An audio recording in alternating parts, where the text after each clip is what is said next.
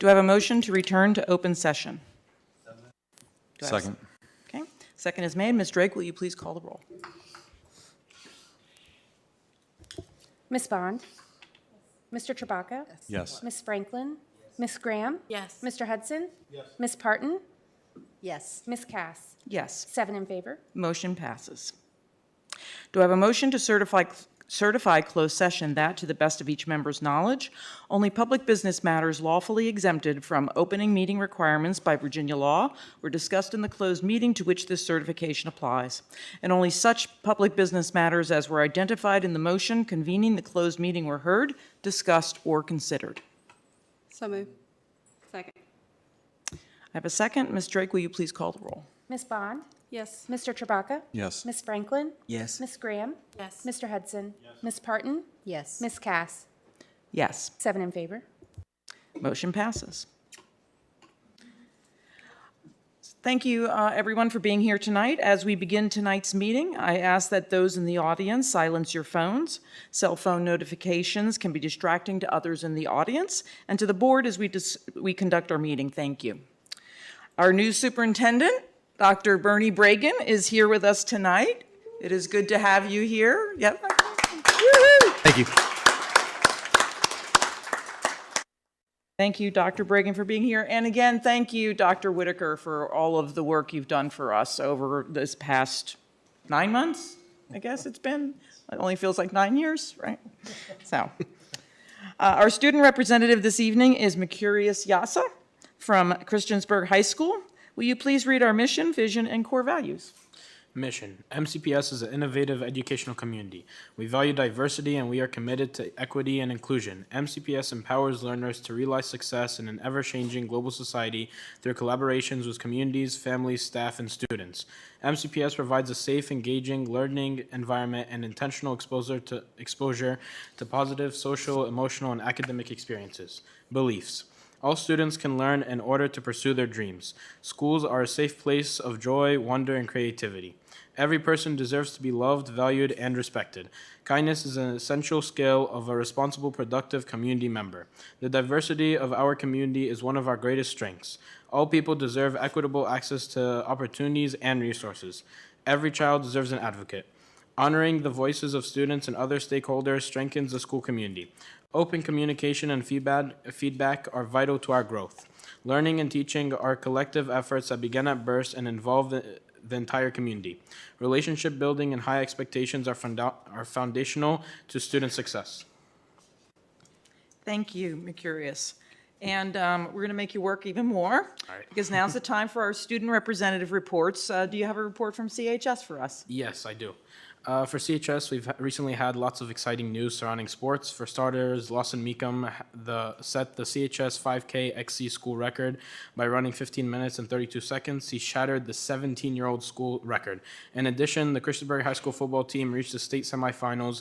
We also recently started a Key Club, which is a student-led organization of the Kiwanis, and they do service projects for the schools and communities.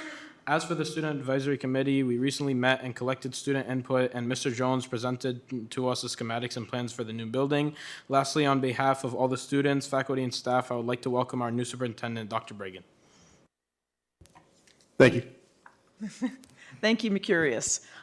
Jenna wasn't able to be with us this evening, but she submitted a report from Eastern Montgomery High School. Ms. Drake, will you please read her report? Sure. Here's the note from Jenna. She says, I am unable to attend tonight due to a basketball game, although I wish I could be there. I would like to welcome Dr. Bragan and thank him for taking on the superintendent position in a wonderful county. I have written my report even though I can't attend tonight's meeting.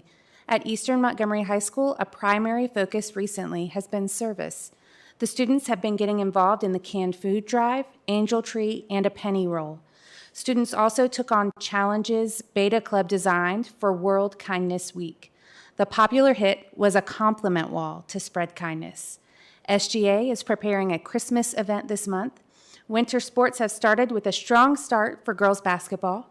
Cross country ended their season at states with boys placing 4th overall and Valeria placing 12th individually. Students are now preparing for SOLs and final projects. It's mainly been a time of contributions and educational focus. Thank you. Okay. Tonight, our schools will present the December Seniors of the Month.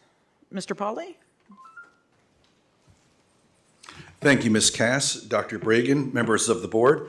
A very special highlight of our board meeting is the recognition of a Senior of the Month from each of our 4 high schools. Photos and leadership profiles are displayed on the screens in the boardroom and will also be on display in the lobby of the central office.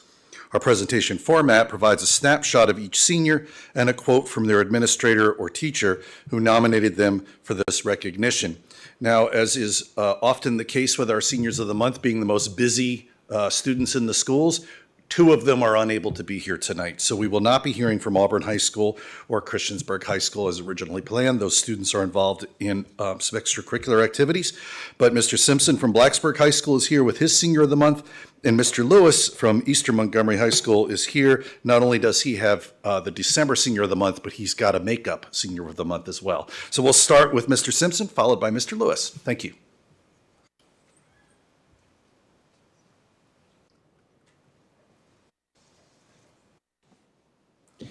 Good evening, school board members. Welcome, Dr. Bragan. It is my honor and privilege to present to you Carter Ackerman as Blacksburg High School's December Senior of the Month. At this time, I'd like to invite Carter and his family to come up here and join me.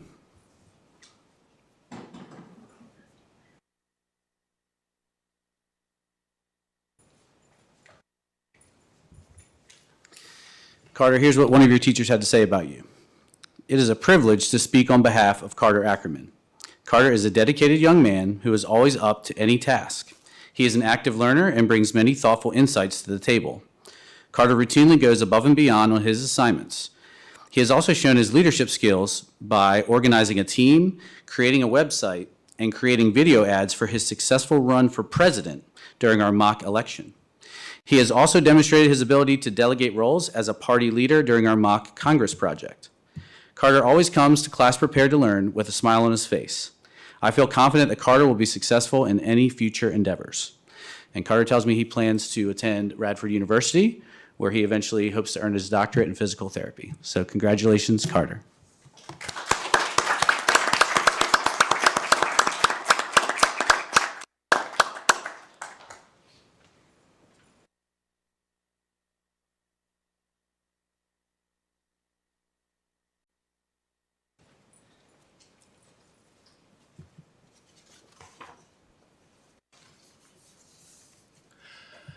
Good evening, Madam Chair, school board members, Dr. Bragan.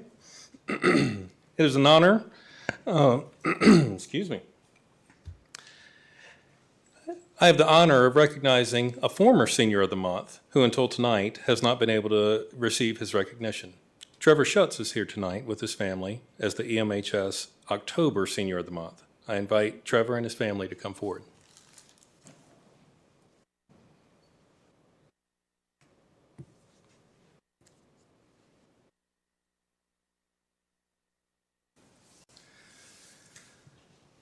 As one of his teachers, Mr. Craig Hickson, stated, Trevor Schutz is one of the most unique individuals I have ever had the pleasure of teaching. Trevor's dedication to excellence is a great example for all around him.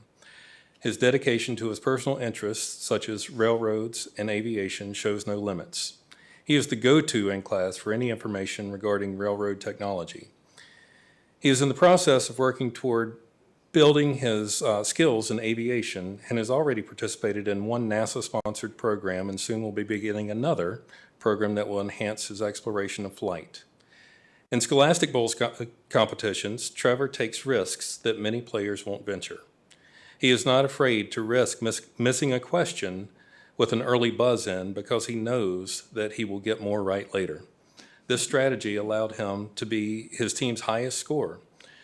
Trevor is a great example of carving one's own path. He doesn't follow the crowd. This self-confidence has allowed him to excel and will help him achieve great things in life. Please join me in congratulating Trevor.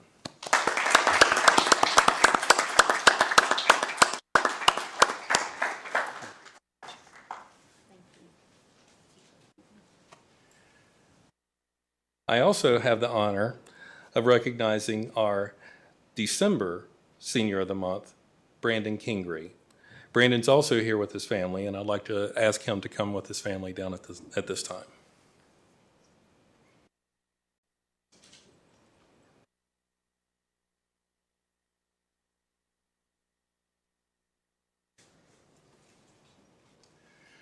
To demonstrate why Brandon was selected, I would like to share a quote from one of Brandon's teachers, Mr. Mark Eaton. I really enjoyed teaching Brandon over his entire high school career. From his junior year until his graduation date, I will have had the honor of teaching him in 4 classes. I have enjoyed seeing him succeed and show his interest in classes from robotics to engineering, drawing, and design. During this time, I've been able to see his unique perspective on life. His hero is strongman competitor Brian Shaw, because Brandon feels, first, that this is a good human, and he also exemplifies the determination that Brandon aspires to emulate. Brandon hopes to have a career in strength and conditioning after attending university to study exercise science. My wish for Brandon is that he's able to continue to use this determination to achieve his life goals. Congratulations, Brandon.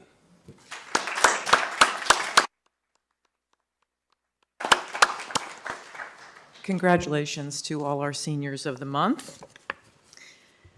On to public address. Our next agenda item, we welcome the opportunity to hear from students, parents, employees, and community members about education matters in the community. As a reminder, the board sets aside 30 minutes to start our public address.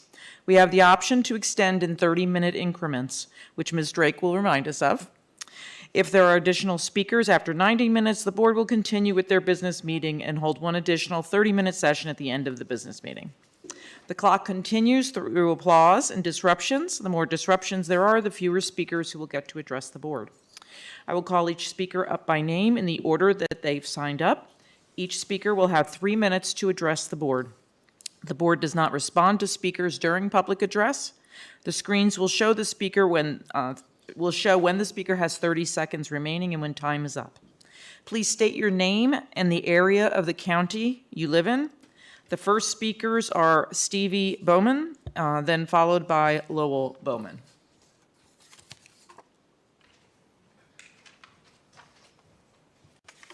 Good evening. My name is Stevie Bowman. I am the chapter chair of Moms for Liberty here in Montgomery County. I live in Reiner. I wanted to give an update tonight on where we are at with a sexual assault policy for our victims in our schools. As of right now, we do not have a policy in place. The reason for this is because the state of Virginia does not mandate it. My daughter's rape is not the first one for this school system, and unfortunately, hers will not be the last. So I'm very disappointed that our school system hasn't created a policy before now.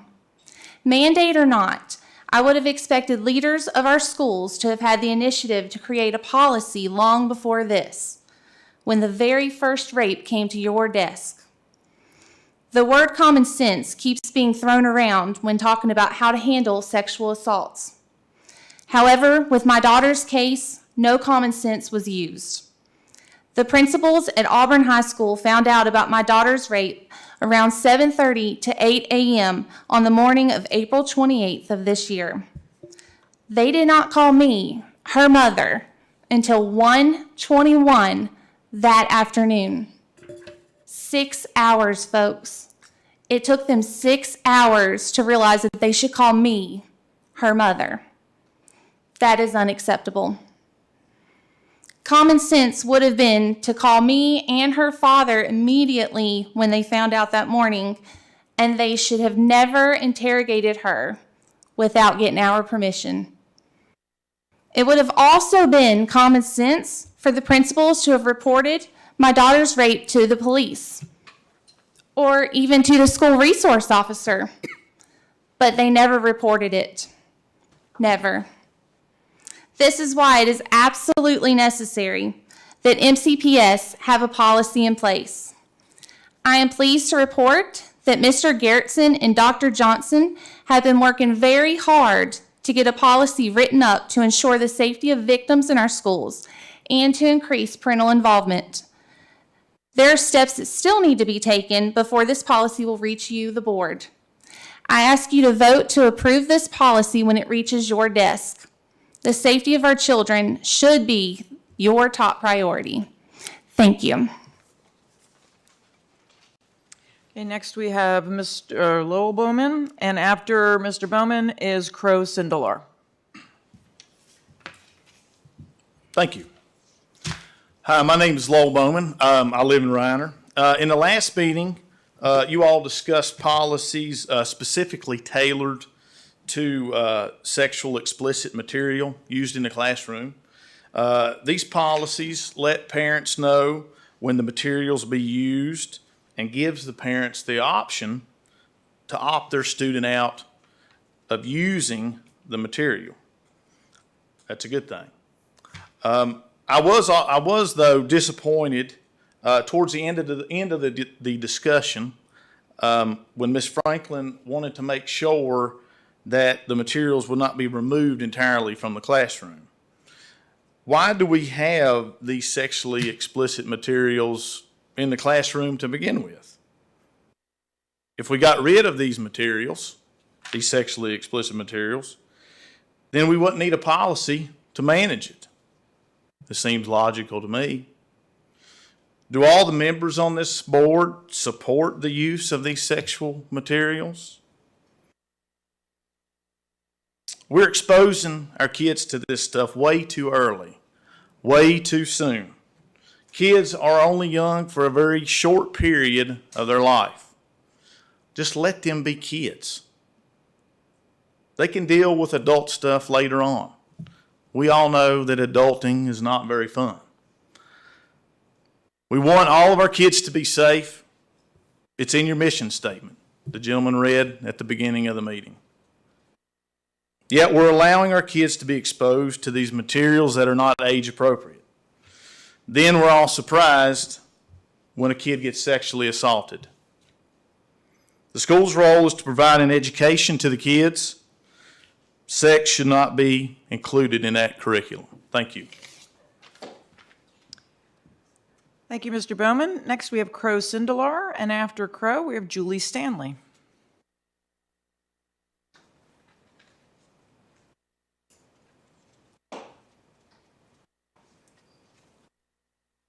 Good evening. My name is Crow Sindelar, and I live in Blacksburg. I'm here for the third time to ask the school board not to adopt Governor Youngkin's model policy next year. Tonight, I wanted to discuss how using the correct name and pronouns for students can influence their mental health by sharing my own story. I first realized I was non-binary over a year ago. I was depressed. I hated hearing my birth name and the incorrect pronouns. I was terrified. I could not talk about it with anyone, even my therapist, so I suffered in silence as the people I loved unintentionally invalidated me daily. Eventually, I told my friends that I went by Crow. They accepted me immediately, and I was ecstatic. It felt right. School became a refuge because of my friends. This January, I told my family the truth, and they refused it. What came after were the hardest 8 months of my life. I did not receive the respect I deserved from them for a long time. My depression became severe. I was miserable. And though I never considered ending my life, it didn't feel like I was living. I moved through it like a ghost, not real, spending all my time in my room to avoid being called something I'm not. All I needed was for others to use my correct pronouns and my name, to respect me. As a non-binary person, I'm under the trans umbrella. I share similar experiences with children like me all over the world. Trans youth have incredibly high rates of suicide and depression, but our needs are not difficult to accommodate. We want validation. We want a safe space where we can be ourselves. And for many, school is that space. I'm lucky. I have access to counseling and medication. My family came around to the idea of me being non-binary eventually, but this is not the case for all. To be a trans child is to be terrified of coming out, bullying, invalidation, terrified of physical and verbal abuse, sexual assault, terrified of being killed by people who don't understand us, terrified of killing ourselves. All we need is respect, which the model policy does not grant. It shows a blatant ignorance of how trans youth operate. It is not backed by science or psychology. It would allow my teachers to misgender and dead name me every day. School would no longer be safe for trans students. It would return to being a place of terror. Respect allows one to empathize and sympathize, to learn and understand. It is the foundation of a healthy school experience. The model policy does not respect us. It is not what we deserve as human beings and as children. Remember that I am 15. We're talking about teenagers, many of whom cannot even vote or drive yet. I never resorted to suicide, but thousands have before me, and thousands will now. Show us the respect we need. Reject the model policy for Montgomery County. Thank you. Thank you, Crow. Julie Stanley.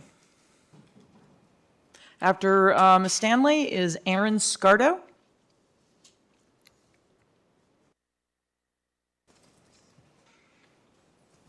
Hello, my name is Julie Stanley. I live in Christiansburg. I have served both the Blacksburg and Christiansburg communities for 28 years as a teacher. Currently, I'm a third grade teacher at Christiansburg Elementary. I'm here to ask that you allocate funding to increase the number of gifted staff in Montgomery County. A decade ago, 2.5 gifted resource teacher positions were cut, and they were never restored. And you may remember that a half a position was restored, but it has not been filled yet. The delivery of gifted services does not align with the 2020-2025 local plan for the educator of the gifted and is not equitable across the school division.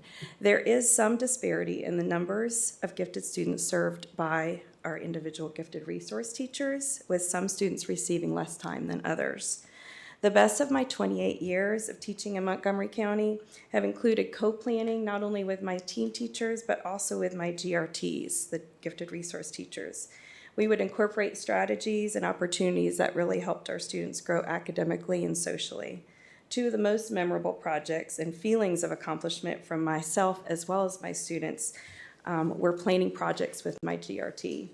One of them I remember was a research project on ancient cultures. That research went on to today. I continue to use those strategies. Another was a problem-solving math project, which we continue to use in our classroom. I was able to co-teach with her while she modeled the strategy. She helped me set the stage and then allowed me to continue the project that was planned. It's really been too many years since we've had access to that kind of planning with a GRT due to the lack of staffing. I urge you to pay special attention to our advisory committee's plea for the restoration of the gifted staff.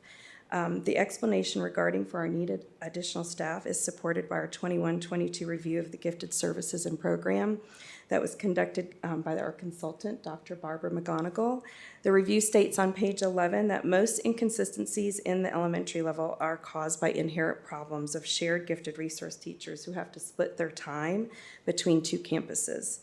And page 12, more GRTs would allow better communications with the general education teachers to ensure identified students' accomplishments in iLead and recognized for their academic worth, and allow more collaborative planning and teaching time. And it would help communication deficits pointed out by our GAC. Please support adding the funding to the budget to restore our 2.5 positions that were cut in 2012. And I really thank you all for your time, to the students and the staff of Montgomery County. And welcome, Dr. Reagan. Thank you, Ms. Stanley. Aaron Scardo. And after Aaron is Cassidy Ackerman-Garvin.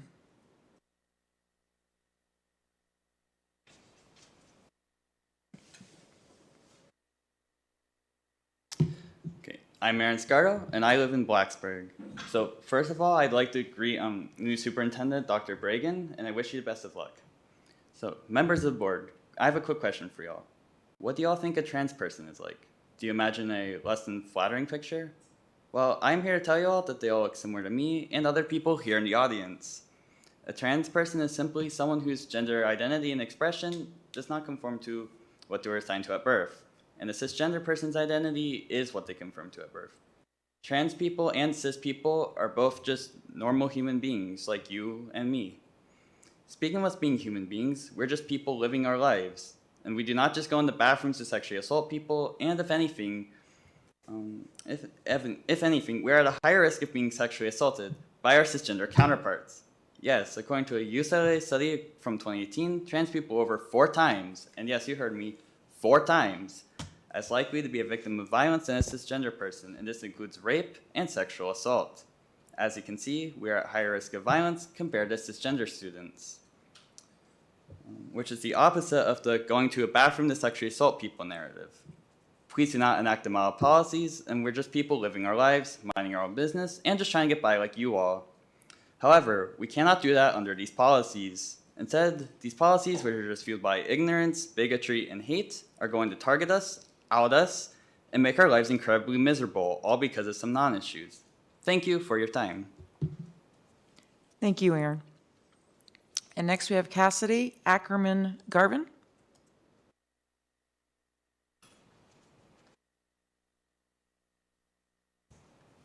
Oh, and next up is Janice Upham. Thank you. My name is Cassidy Ackerman Garvin, and I am a senior at Blacksburg High School. First, I want to welcome Dr. Bragan. I'm very excited to work with you as I'm on your Student Advisory Council, and I think this is a really amazing and awesome time for MCPS, and I hope we can make some real change. So many people do not understand that there is a difference between sex and gender. Sex refers to the set of biological attributes in humans and animals. It is primarily associated with physical and physiological features like hormones, chromosomes, gene expression, and reproductive/sexual anatomy. On the other hand, gender refers to the socially constructed roles, behaviors, expressions, and identities of women, men, and gender diverse people. Like any other social construct, it can change over time and varies from culture to culture. A transgender person, according to the American Psychological Association, is a person whose gender identity, gender expression, or behavior does not conform to that typically associated with the sex to which they were assigned at birth. Gender identity is a person's internal sense of their own identity as a boy/man, girl/woman, something in between, or outside the male/female binary. Gender identity is an innate part of a person's identity and can be the same or different than the sex assigned at birth. Gender expression is the manner in which a person represents or expresses their gender identity or role to others, often through appearances, clothing, hairstyles, behavior, activities, voice, or mannerisms. Gender expression may change over time and from day to day and is not necessarily related to the person's gender identity. I took those definitions from the BHS Student Handbook. We have made great strides towards equity and inclusion as shown by the support given to MCPS Pride organizations. I've seen firsthand how those communities have helped my peers and myself. Pride Club is a place for all LGBTQ+ students and allies, and my time as a member and as president has helped me come out of my shell. I wouldn't be here today without the support of my teachers and my peers. And yet, LGBTQ+ students are often treated as freaks. The model policies are discriminatory by nature. Is that the type of environment we want to promote? I've had the privilege of working with many different people at BHS. That diversity is something to be proud of. But the only way to cultivate diversity is to show that every student is welcome at school. Policies such as those proposed by Governor Youngkin will only harm students. I speak for every LGBTQ+ student when I say that we deserve respect. Children should not be pawns in a political war. We cannot pick and choose which students we support. All students deserve to be accepted at school. I ask you to listen to students. Autonomy is an important power, and we are strong enough to wield it. Thank you. Thank you, Cassidy. Next up, we have Janice Upham. Hi, my name is Janice Upham, and I live in Reiner. And I was noticing the words on your wall over there, "In God We Trust." And that's exactly what I intend to address tonight. In the beginning, God created the heavens and the earth. He placed man on it and gave him a handbook with instructions to live by. God wrote the 10 Commandments and gave them to us to teach us right from wrong. He also gives us a stern warning against harming any of the little ones in the book of Matthew, chapter 18, verse 6, which says, "Whoever causes one of these little ones who believes in me to stumble, it would be better for him to have a heavy millstone hung around his neck and be drowned in the depths of the sea," unquote. Those who make the decisions about curriculum and policies that affect our children and those who approve them are answerable to God. Just because it's part of your job won't absolve you. Remember the Nuremberg trials. I want to read the second Psalm. "Why are the nations in an uproar and the peoples devising a vain thing? The kings of the earth take their stand, and the rulers take counsel together against the Lord and against his anointed. Let us tear their feathers apart," they say, "and cast away their cords from us. He who sits in the heavens laughs. The Lord scoffs at them.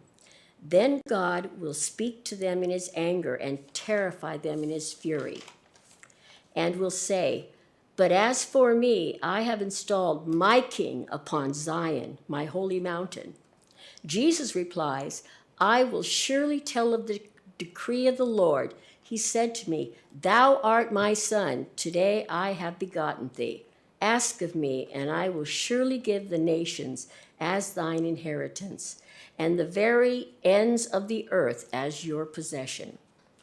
Thou shalt," this is the Lord, "thou shalt break them with a rod of iron. Thou shalt shatter them like earthenware. Now therefore, O kings of the earth, take warning, O judges of the earth. Do homage to the Son, lest he become angry and you perish in the way. For his wrath may soon be kindled. How blessed are all those who take refuge in him." Thank you, Ms. Upham. And next we have Don Upham. And after Mr. Upham is Jeffrey Fahrenkopf. Good evening, Board and Dr. Bregan. My name is Don Upham. I live in Reiner. Isaiah 9:6, "For a child will be born to us, and a son will be given to us, and the government will rest on his shoulders. And his name will be called Wonderful Counselor, Mighty God, Eternal Father, Prince of Peace." Plato believed that evil comes from ignorance, but we understand that evil comes not only from ignorance, for then it would be excusable. In fact, ignorance comes from evil. We will, we choose, we create the moral ignorance in our souls. We voluntarily turn off the light of truth. For instance, we shut out the divine truth and justice of "thou shalt not steal" before we sin by stealing. The ignorance of the thief, by which he thinks that he's filling his pockets with stolen money, will make him happier than filling his soul with proper virtue, is indeed, as Plato saw, a prerequisite for his act of theft. When Jesus stood on trial before the Roman governor Pontius Pilate, as recorded in the book of John, chapter 18, Pilate comes to the point of replying to Jesus, "So you are king?" And Jesus answers, "You say correctly, I am a king. For this I was born. For this I have come into the world, to bear witness to the truth. And everyone who is of the truth hears my voice." Pilate replied, "What is truth?" That question still rings out in today's culture. Jesus in the book of John, chapter 17, prays to Father God for his disciples and for those who will be his disciples in the future. "Sanctify, wash, cleanse them in the truth. Thy word is truth." I memorized the very first words of truth that I can recall being taught to me as a moral guidepost at age 5. And those words of truth have guided me through my life even to this day. Psalm 119, 9 and 11. "Wherewithal shall a young man cleanse his way? By taking heed according to thy word. Thy word have I hid in my heart, that I might not sin against thee." Over 50 million aborted babies willfully ignore "thou shalt not kill." Transgenderism willfully ignores God created man in his own image. In the image of God, he created him. Male and female, he created them and blessed them. And God said to them, "Be fruitful and multiply and fill the earth and subdue it." What about ignoring honor your father and mother, which is the first commandment with a promise that it may be well with you and that you may live long on the earth? Day by day, we willfully ignore "In God we trust." Thank you, Mr. Upham. Next, we have Jeffrey Fahrenkopf.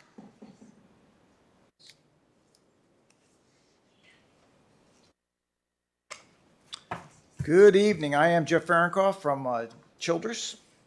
First, I want to welcome Dr. Bragan. We trust your tenure with us will be not boring and yet fulfilling. And Dr. Whitaker, I'd also like to extend my thanks to you for your support. I saw some abundant talent in you in the recent combined board meeting, and where you did a great job of facilitating that. And I want to thank you for your filling in for us. I have spoken at the last two sessions about the two Virginia model policies and concerns. I was able to review the Christian High School presentation last month by Josh Bauer. I was very pleasantly surprised, and I'd like to thank you or whoever is responsible for getting the bathrooms and locker rooms designed. The two types of options for both the bathrooms and locker rooms look like a well thought out approach. Those designs seem to do an excellent job of alleviating the concerns of many of us, and yet they do their best to try to meet the needs of all. I believe these solutions dovetail with the course correction that Governor Youngkin's 22 model policy set out to achieve: dignity and respect for all students and parents, as it's titled, and the document clearly speaks to those things. I would ask you to continue to embrace this revised 2022 model policy and replace the 2021 policy that Governor Northam's administration had put in place. I've read both in quite detail, and there's a lot of misunderstanding about those things.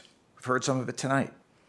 After all, the 2022 model policy is a balanced approach. It states, and quote, "Schools shall serve the needs of all students. Schools should attempt to accommodate students with distinctive needs, including any student with a persistent and sincere belief that his or her gender differs from his or her sex. A team of appropriate school staff and other caregivers should collaborate with the parents to identify and implement reasonable accommodations or modifications. Single-user bathrooms and facilities should be made available in accessible areas, indicating accessibility for all students. The CHS facility renovation design appears to support this well. I understand that the current policy by Governor Northam is still on file as the accepted policy for Montgomery County. Please correct me if I'm wrong. Its title, Model Policy for the Treatment of Transgender Students in Virginia's Public School System, is obtusely weighted with equity gone amok. It's a K-12 collateral damage, swallows up all students, not just transgender students, while disavowing a concerned parent's rightful control and influence on their child at the most tender ages. And parents will not tolerate this. Thank you. Please continue to move forward with Governor. Mr. Fahrenkopf, your time is up. Thank you. I'm sorry, I forgot to tell Kelly Brennan that you were on deck. So Kelly Brennan, you are up. And after Mr. Brennan is Corolla Haas.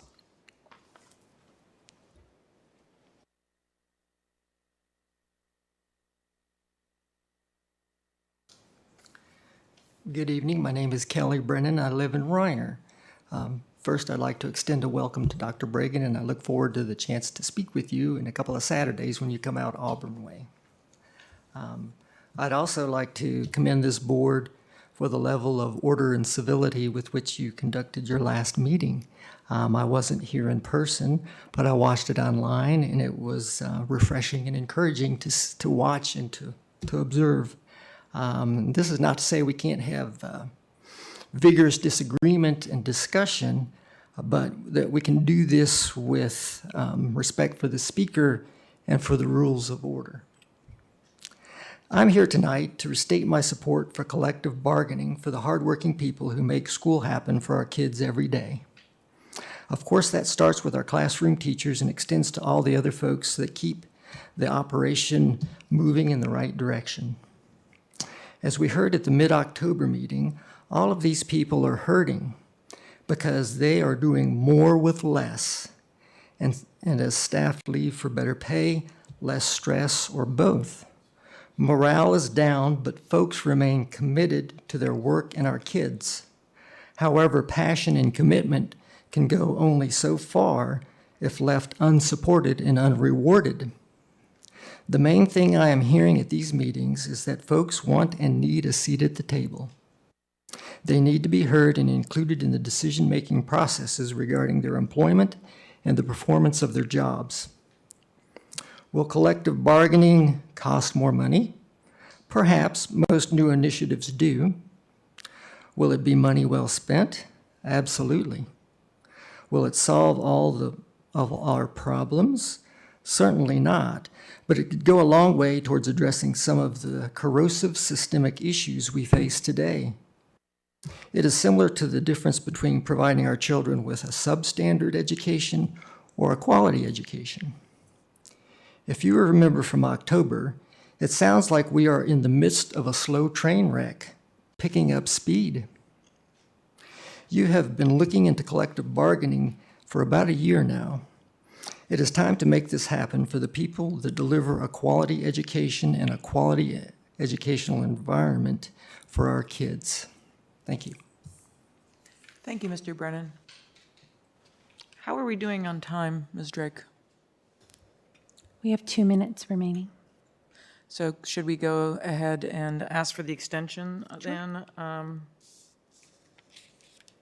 Ms. Drake has indicated that almost 30 minutes have passed. Does anyone wish to make a motion to extend public address by an additional 30 minutes? Second. I have a second. Any discussion?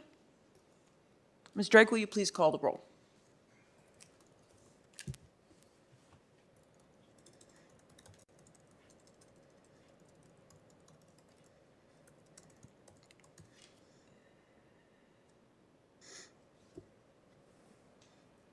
I'm going to go in your order around here. Sorry. And I'll reverse it. Mr. Hudson? Yes. Ms. Franklin? Yes. Mr. Trabaka? Yes. Ms. Graham? Yes. Ms. Parton? Yes. Ms. Bond? Yes. Ms. Cass? Yes. 7 in favor. Thank you for being flexible. Motion is passed. You're such a rule breaker. Next up is Carola Haas, and after Ms. Haas is Joanne Price.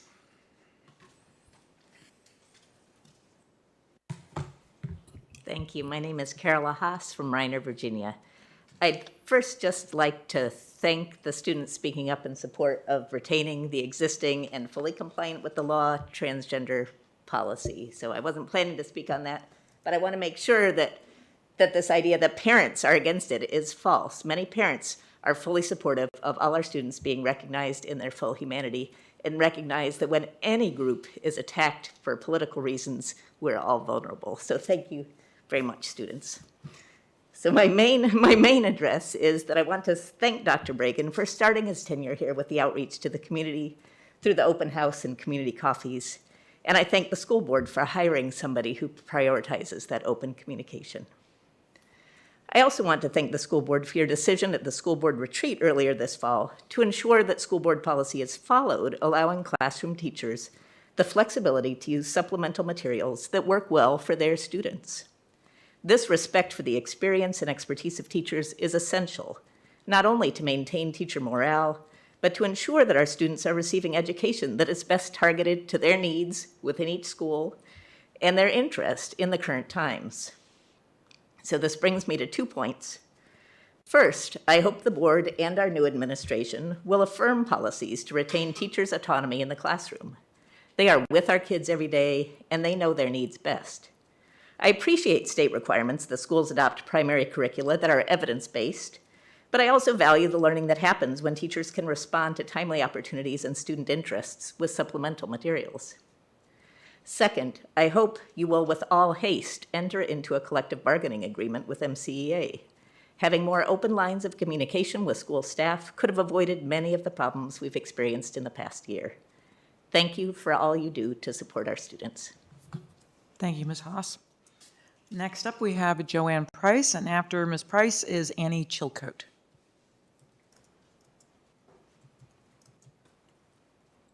Good evening, Board. Good evening, Dr. Bragan.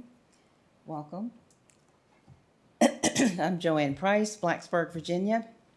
For the last 2 years, almost 2 years, we've been coming before the board, and we've been fighting some of the issues that we deem very important to our community and to our parents and to our families. Among them has been collective bargaining. We are absolutely against collective bargaining. But what I have realized is that we have been, what Jeremiah 51:20-23 says, is we have been God's battle axe. What that means is that God is a warrior and he is mighty in battle. Every warrior goes to battle with weapons of warfare that are trusted, effective, and reliable. But being God's battle axe is extremely important because that means we are his weapons of warfare. So that means that you, with the policies, are not fighting us. You are simply resisting God. So here is what God is fighting for. Janice Upham came in and she gave Matthew 18. That was actually the scripture that I was going to read. However, there is another scripture that I want to read, and that is Romans 1:16, and it starts with, I am not ashamed of this good news about Christ. It is the power of God at work, saving everyone who believes, the Jew first and also the Gentile. This good news tells us how God makes us right in his sight. So this is accomplished from start to finish by faith, as the scriptures say. It is through faith that a righteous person has life. But God shows his anger from heaven against all sinful, wicked people who suppress the truth by their wickedness. They know the truth about God because he has made it obvious to them. For ever since the world was created, people have seen the earth and the sky. Through everything God made, they can clearly see his invisible qualities, his eternal power and divine nature. So they have no excuse for not knowing God. And having a new superintendent is an excellent time to turn the page and invite this book back into the classroom. Thank you, Ms. Price. Next, we have Ms. Chilcote. And after that is Chris Thomas. And that is our last person. Hello, my name is Hi, my name is Annie Chilcote, and I am the music teacher at Auburn Elementary School. I live in Blacksburg. I am also the lead music teacher in MCPS. And first of all, Dr. Bragan, I would like to welcome you and wish you the best as you get started. You're finally here. Even though, if you remember a couple months ago in your little Q&A, you dragged me for wearing a West Virginia University sweatshirt. We all know how that one turned out. So I'm here. I would like to share something good with you tonight. I'm here to do a child swap. It's a very busy time to be a musician, also teacher, all the things. I literally just came from a performance at my school where my 3rd and 4th graders were able to do their first music program since 2019. And for many of them, especially my 3rd graders, it was the first time they have ever done a music program. They had no idea. I explained, risers, what are those? They had no idea. It was completely. But anyway, if you were worried about all the traffic on Route 8 today, I can tell you that everybody was coming to Auburn Elementary School. It was the place to be tonight. My kids performed the Nutcracker Suite, so we had words to go with the Nutcracker songs. It was awesome. They wore red and green. They had Santa hats, decorations. I know that you all were here missing, because you have to be here, but if you would like to see it, please reach out to me and I'd be happy to share our performance with you. Every single custodian helped me out. Teachers, their children, staff, aides, our administrative assistant, they all stayed late to help me set up. They helped me put out every single chair we own at Auburn, which was still not enough chairs. It was a complete packed house. I've been at Auburn for 12 years and I've never seen that kind of turnout. So it was absolutely amazing. My art teacher hung artwork that was represented every single student that was performing. My TRT set up 2 cameras and stayed late, had somebody watch her kids so that I didn't have to worry about it. My principals and teachers, they did the narration, so I didn't have to worry about it. And my assistant principal dressed up in a huge inflatable nutcracker costume, which was hilarious. But I just wanted to share that with you tonight. Everything is finer in Reiner, and I am so, so, so proud of my students and to be part of the Auburn community and also to be an MCPS teacher and a parent. So thank you. Well, thank you, Ms. Chilcote. I think that's something all of us can agree with. And last we have Mr. Thomas.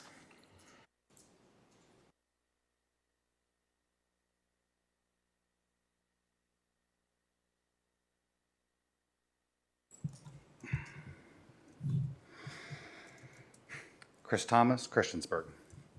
I join Mr. Bowman and several other speakers here tonight in my concern about the age appropriateness of the materials our children are exposed to.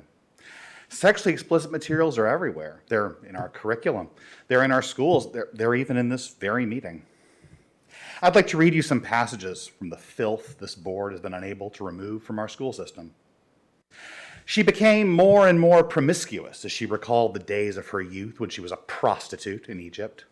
There she lusted after her lovers, whose genitals were like those of donkeys, and whose emissions were like those of horses.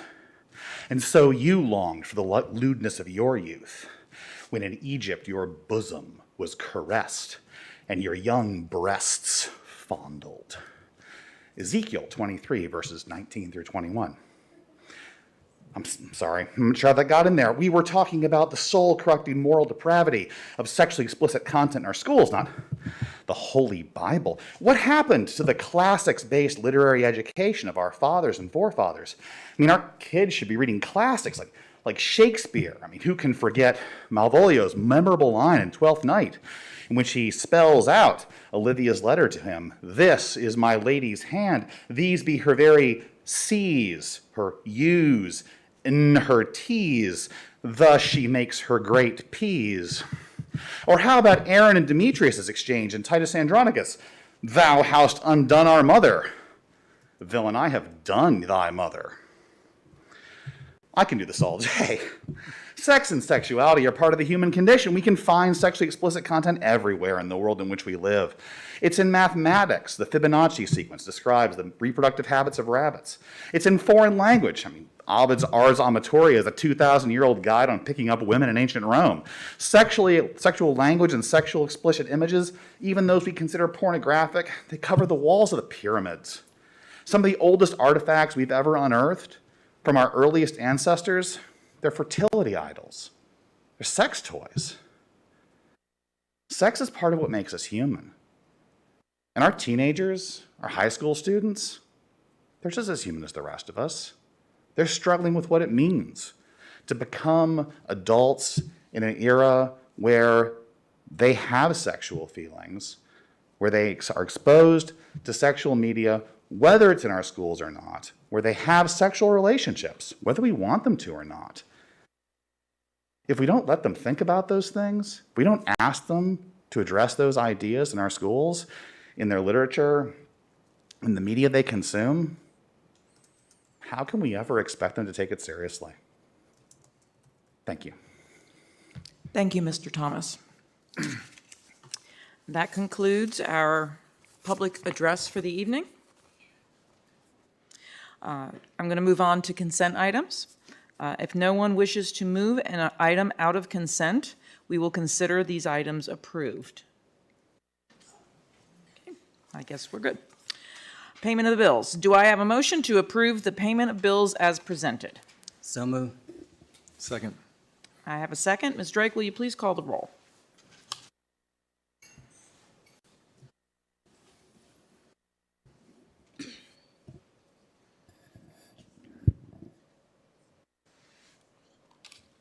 Ms. Bond? Yes. Mr. Trabaka? Yes. Ms. Franklin? Ms. Graham? Yes. Mr. Hudson? Ms. Parton? Yes. Ms. Cass?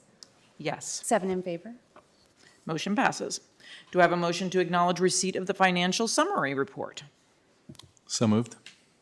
Second. Ms. Drake, will you please call the roll? Ms. Bond?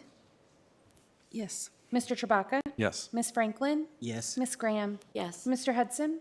Yes. Ms. Parton? Yes. Ms. Cass? Yes. 7 in favor. Motion passes. And we'll move on to our business meeting. Report from the superintendent. You've been here for a whole 6 days now, so we expect to hear a very big update. Thank you, Madam Chair. That's a pretty high expectation you've given to me. First and foremost, I just want to say publicly, I want to thank the Board of Education for selecting me for this position. I truly view it as an honor to be able to lead such a fine institution. And I actually drove down here Wednesday and started work on Thursday. And just in that short period of time, the school system, the honesty of the people that I've interacted with, their passion for what we do here, and what I've seen as far as the commitment of the people involved in this organization is reaffirming to me and tells me that I made the correct decision in coming here. And I'm really grateful for all of you taking the chance on me, and you have my commitment publicly that I will do everything in my power to add value to this place and to honor the faith that you put in me, and I will not let this Board of Education down. You have my word on that, and I will give it my best at all times. I also want to thank all the staff and the community members who went out of their way to welcome me to this community, from the people working at the Speedway gas station to everyone that I've seen in the schools, to when I stop at the Food Lion or the Kroger, the bougie Kroger and the other one. I don't remember what the terms are for those. But it's been even at the DMV yesterday, I come from New Jersey. It's a little bit of a different climate, and I was treated with such respect and compassion that it's going to take me a while to get used to, so I'm grateful. But I also want to thank Dr. Whitaker. She's been extremely helpful in this transition, and I know how difficult it is when you have 1 foot in one job, 1 foot in another, and another foot in a third job even. And she's been extremely helpful for me and a colleague in passing the torch, so thank you very much. I'm very grateful. In the short couple days as I've been here, as Madam Chair said, I've been very fortunate to visit some of our schools, to interact in some of the classrooms and to see what goes on. And again, I'm coming from a place that didn't have the resources, didn't have the commitment, didn't have many things I've witnessed and how we work with our children with special needs and have them integrated in the general ed settings. It's really something that this board should be very proud of. And I'm just humbled to have been selected and given this opportunity. And I don't really have a lot to report in 4 days, but I just want to let everybody know that. And thank you so much. Thank you, Dr. Bragan. I would like to personally welcome Dr. Bragan to the board. So glad he's here. Unfortunately, this will be the last meeting I'll be chair at. Well, you're just joining. This is my last meeting as chair. I will not be asking to be chair at all next year. So I have a lot going on in my life right now. My parents are elderly, and I've had to care for them quite a bit lately. So I'm very thankful to everybody on the board for your support. Thank you for everything this year. I'd like to say I've enjoyed it all, but then some of it's been kind of difficult. But it has been a learning experience, and I look forward to passing my gavel on to someone else. So that's my little report. And we are going to move on to an update on the CHS construction.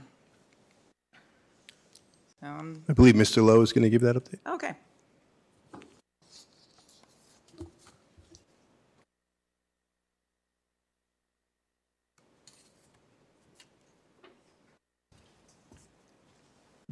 Good evening, Madam Chair, members of the board, Dr. Bragan. This evening, I'm going to give you a quick update on where we're at with Christiansburg High School renovation project. If you might be aware that on November 18th, the architect turned over the DD, which is a design development drawings, to Branch, our contractor for this, so that they could begin working with their subs to get us an initial GMP price. So that process is going on right now. According to the schedule that you see up here on the board, we anticipate a GMP after the holidays. They're struggling right now with vendors trying to get pricing and materials. It's just that time of the holidays. They're trying to finish jobs, and people are leaving for vacations, and there's not a lot of response out there. So I want to let you know where we're at with this. Now we have, thank you. So one of the first phases of the project that we want to begin is what we're calling phase 0. And that is basically setting up the temporary bus loop where the current student parking is.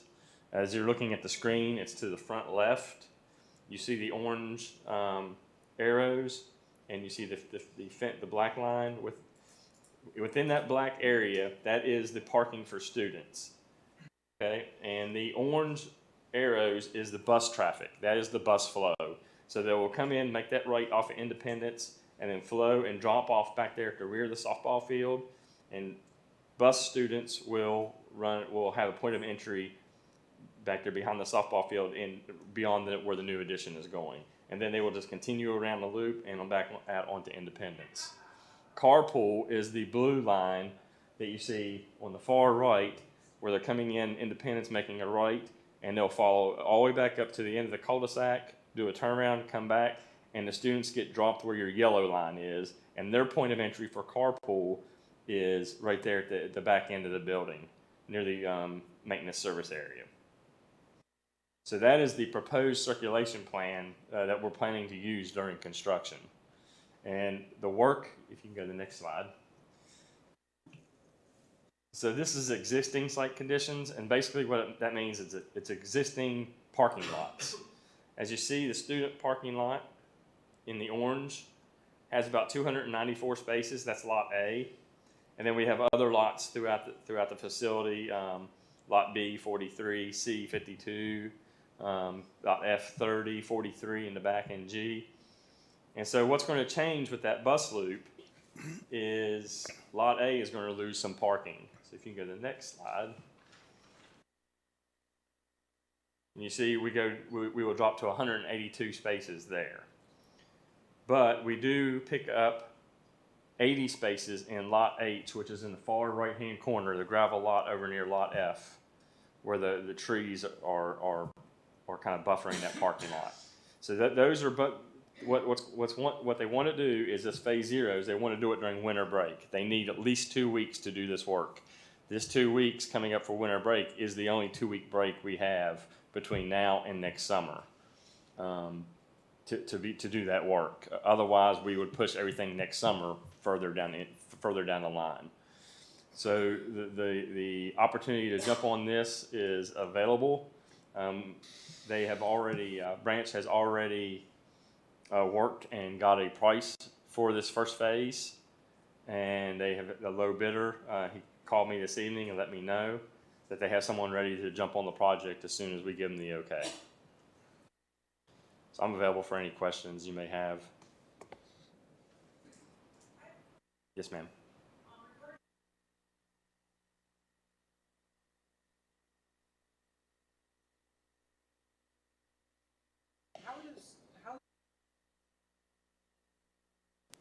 Because they're going to be in this barricaded lot, because it said it had a barricade, right? Yes, around the Jersey barriers. So how do they get into the school? They're going to have buses going around them, and I'm just wondering what the walking path is for them to get from their cars into the school.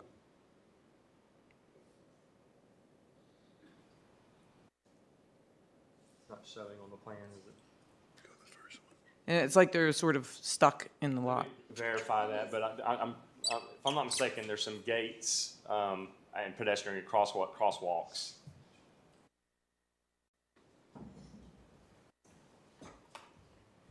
Yeah, you're right, Mr. Lowe. Our previous drawings did show those crosswalk areas within that.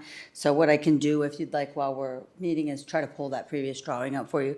But we did have a designated area where they would be walking across those. You don't have to change it. I just wanted to make sure there was a walking path into the building for them, especially with buses zipping around. Going through, yes. And on the same concept, up where the car loop is, because being familiar with that area, that's a good little walk from that road all the way to in where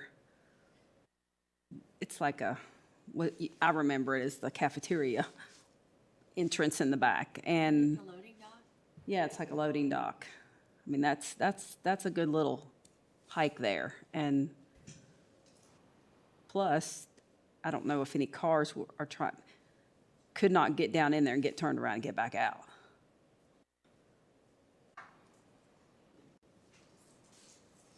With temporary fencing and cones, we can create a walk.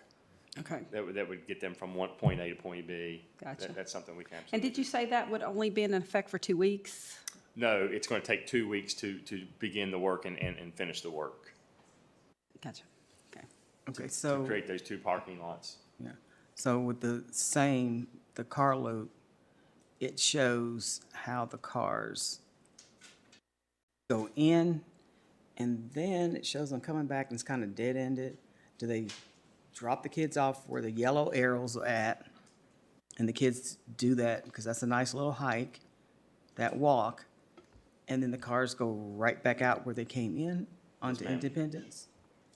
Yes, ma'am.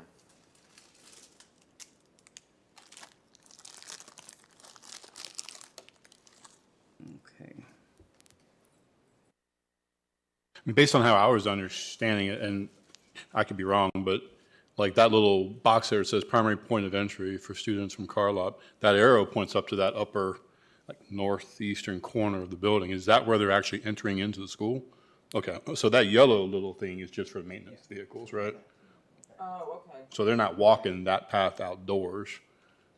The primary point of entry for students from the car drop line, you're correct. It's the far rear right portion of the building. I mean, to Jamie's point, I mean, that's still a long walk. Oh, I see what you're saying. Okay. Inside Yeah, the yeah, building, I assume, if you're, depending where you're going, but at least it's indoors, right? Okay, so the yellow line is a little deceiving. Yeah, I see what you're saying. They drop off at the doorway back in the back of the building. Yeah, so the yellow line is what I thought they were dropping them off there. Yeah, I got you. Okay, thank you.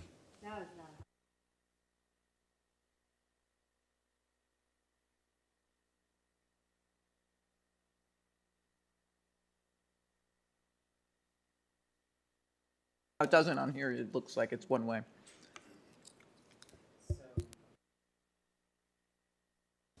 That would have students basically dropped off at our CTE portion of the building.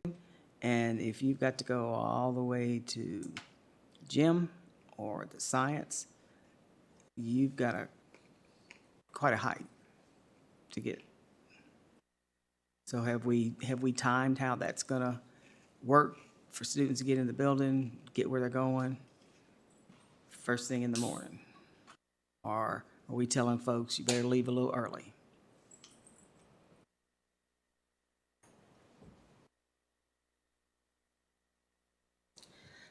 So we have been communicating with our students throughout the year. We started the year, and I do want to remind the group too, just Mr. Lowe joined us, as we've already been working on this. So he's been doing a great job getting up to speed, but did join us very recently on the team. So some of these conversations he wasn't necessarily there for. We did communicate to parents very early on and students, so they purchased a half-a-year parking pass, and then right now have the opportunity to purchase a parking pass for the second component of the year. In terms of that drop-off spot, being actually, I'm a mom who's dropped my kid off at that school a bunch of times. So in terms of how long it takes, I think it's just a relative matter, because before, kids might have been coming in the other side and walking to that spot. So I think it's kind of a balance of, some kids were entering in the front of the building before and then walking back to that corner, whereas now they might be entering at that corner and walking to the front of the building. The parent loop, I think the biggest piece there is going to be getting parents to understand that traffic pattern. One of the things that happens is folks sometimes think I can just bypass and drop my kid off somewhere else, or come in the back exit over there and get in front of the line because, maybe we don't want to wait in that line.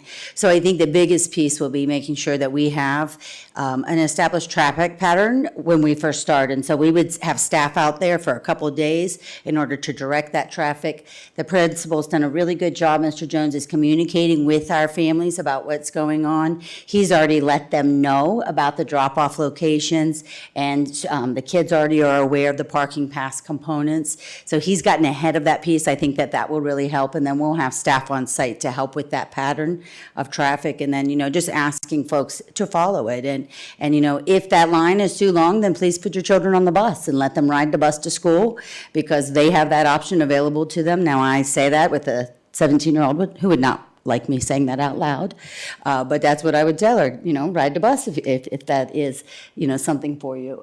So I think it's really a matter of communicating effectively with our families, making sure they know what is going on, and then having staff on hand. Once we get that traffic flow established, I do not think it will be difficult, but what we don't want to have to do is change it over and over again. So, as that addition begins in the front of the building, we don't want to use that as a piece of a traffic pattern and then change it change it again and change it again. And so when first on we talked about traffic and how we wanted to impact the schools, with the idea, remember, we were going to start in this fall with this, and we said, let's push it off and wait. So the idea being having to change that traffic pattern as few times as possible. We feel like this will get us all the way through that project. So, Dr. Whitaker, if you hold that thought for just a minute. Sure. So the traffic pattern is of concern to me as well with the leaving for the day than it is coming in, because we've already had many issues with exiting because we only have 2 exits, one of now which we can only go to the right in the back of the school, when before we could go left or right. So that's limited the exit at that back area for people who need to head towards Blacksburg Way.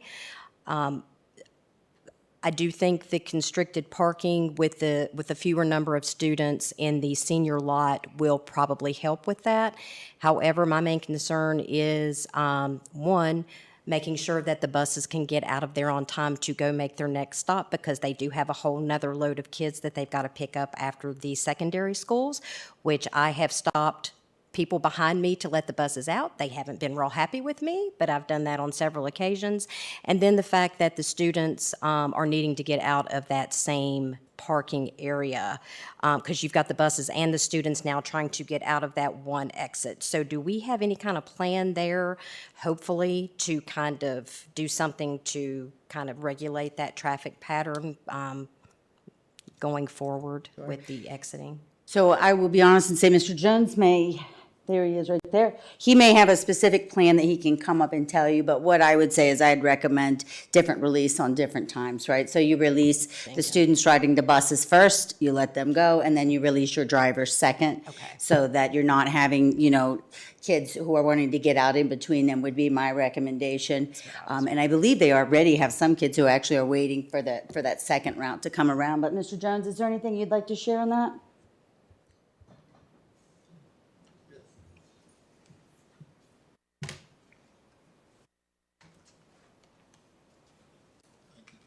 Absolutely. Dr. Bragan, board members, board chair, we've already come up with a plan, just looking at what Josh has given us. The buses will leave first, and we will have staff out for the student vehicles on that regular lot. So once that first run gets out, kids can get out. By the time the second run comes in, most of the kids be gone.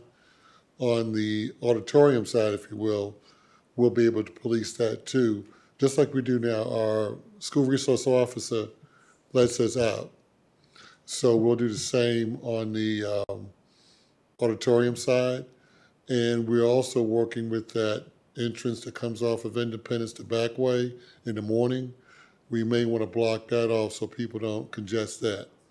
So we've already told our families about what's going to happen very soon.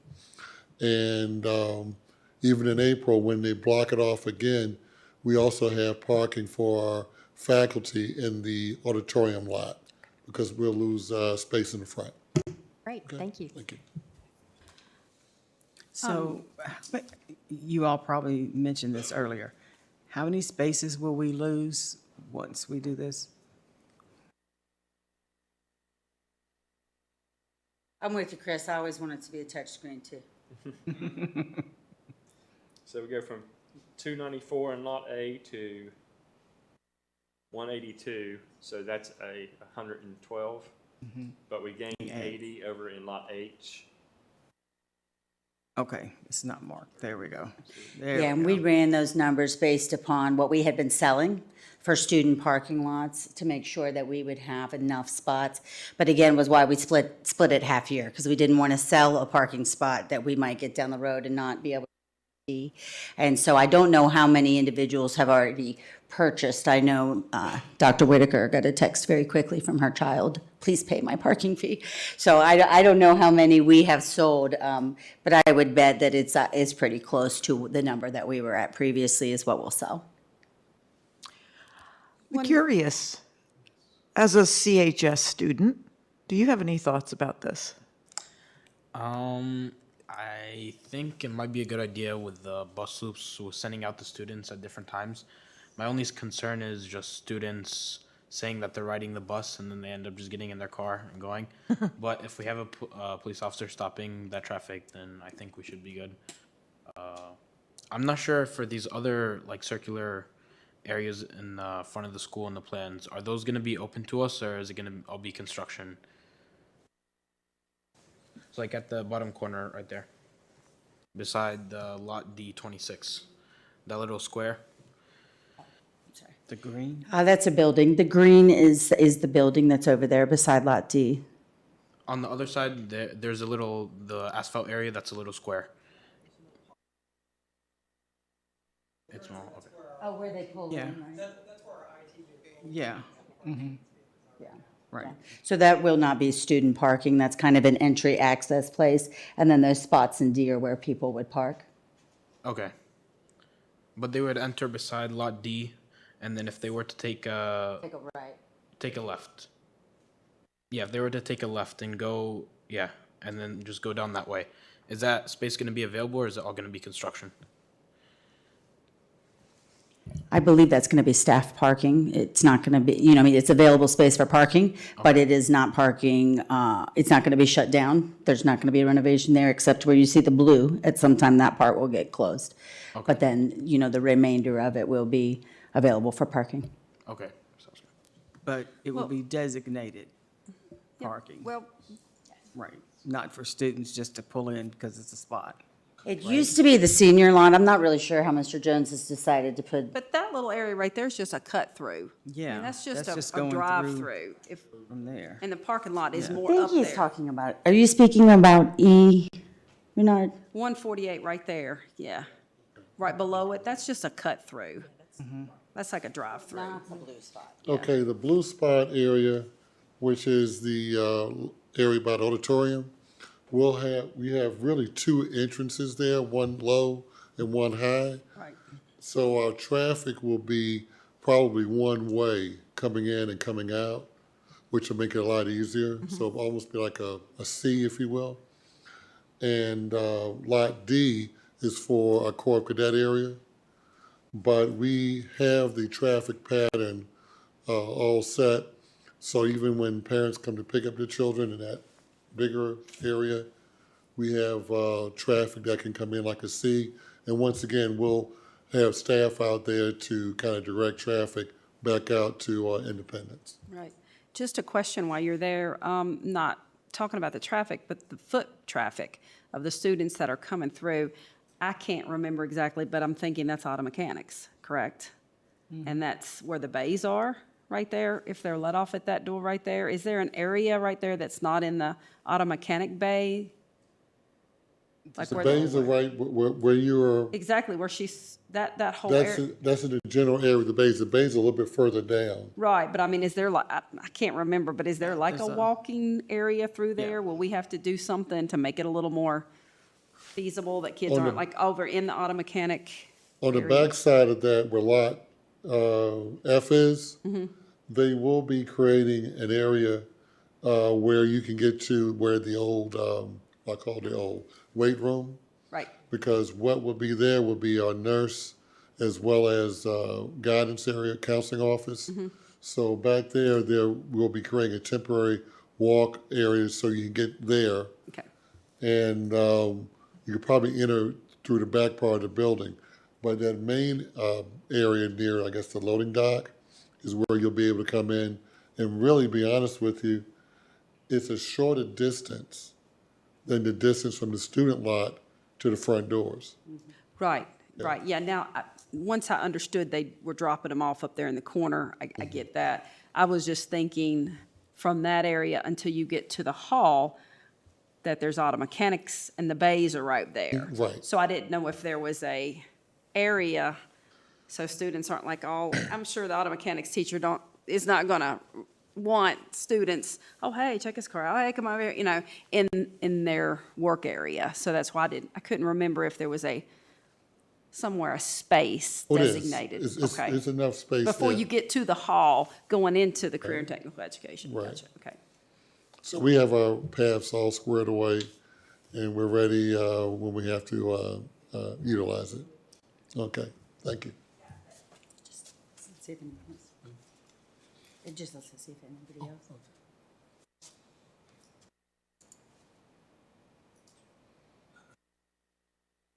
Any other comments?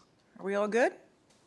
And we'll break ground in a couple of weeks. Yes. Right? Yes. Okay, great. Do they need our approval for that first phase that we're talking about, or is that? Yeah. This Okay, is just- good. As long as there's no objection, to moving forward with phase 0, we do feel it's very important to, to get moving at this time. But wanted to make sure, everybody is aware, we are still waiting on that guaranteed maximum price. We have made the county aware of that as well, just so you know. But we just wanted everybody to see that parking lot and, what that's gonna look like and the excitement of when we get kids out, they are ready to go as soon as we are ready to let them. Okay. Next up, we have the review of bus behavior matrix. Dr. Bragan, I'm going to teach you something this evening. When the red light is on in your microphone, it means your microphone's not on. So you have to hit the button, and when there's no red light, that means your microphone's on. Thank you.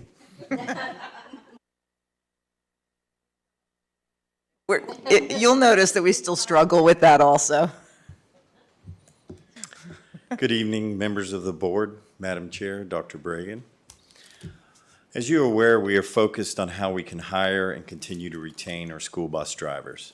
In speaking with our current drivers, benefits and student behavior were some of the common issues mentioned by many of them. With Dr. Whitaker's help, we collaborated with curriculum to help develop a plan to provide tools and training that would assist our drivers to address this issue. Dr. Johnson, would you like to explain our process? Members of the board, Madam Chair, Dr. Bragan. In an effort to generate some consistency throughout the division with our bus drivers and our administrative teams, the bus behavior matrix was created. This document was vetted by many different teams throughout Montgomery County Public Schools, including our leadership team and all school principals throughout the division. To also gain the support of all of our bus drivers and to also collaborate and communicate with each community, Mr. Walters and we met with a bus driver from each community to review and assess the bus behavior matrix to try to see if we need to make any necessary additions, deletions, or also revisions. On November the 8th, which was the district-wide professional development day, Mr. Walters and I reviewed the bus behavior matrix with all bus drivers in Montgomery County Public Schools. The bus drivers were quite appreciative of the help and the support from central office on ways that we could work with them to minimize bus behavior, issues on our buses, and also how we could promote consistency throughout the division. I am pleased to say that since the induction of this document, we are pleased to announce that we have seen a reduction in bus behavior incidents throughout all of Montgomery County Public Schools. We are quite appreciative, once again, of also not only just the collaboration of the leadership team, all principals, and our bus drivers for their help and their support of this document, but we also would be remiss if we did not thank our parents and our guardians from each of our communities for following up with some of these expectations that were set forth by our school board, for making sure that they communicate with their students and their children about the expectations for riding our school buses, and also following up the rules and the guidelines set forth by the division. So we are quite happy once again about this process and how this matrix has unfolded with helping us get some of our bus behavior issues under wraps. Any questions from the board? I'm just glad to hear there's been an improvement and that the community understands it takes all of us to make this work. Yes, ma'am. Teamwork make the dream work. Okay. Great, thank you. Thank you. So we're going to move on now to academic reviews and division monitoring. And it looks like it's Dr. Wickham and Mr. Polly.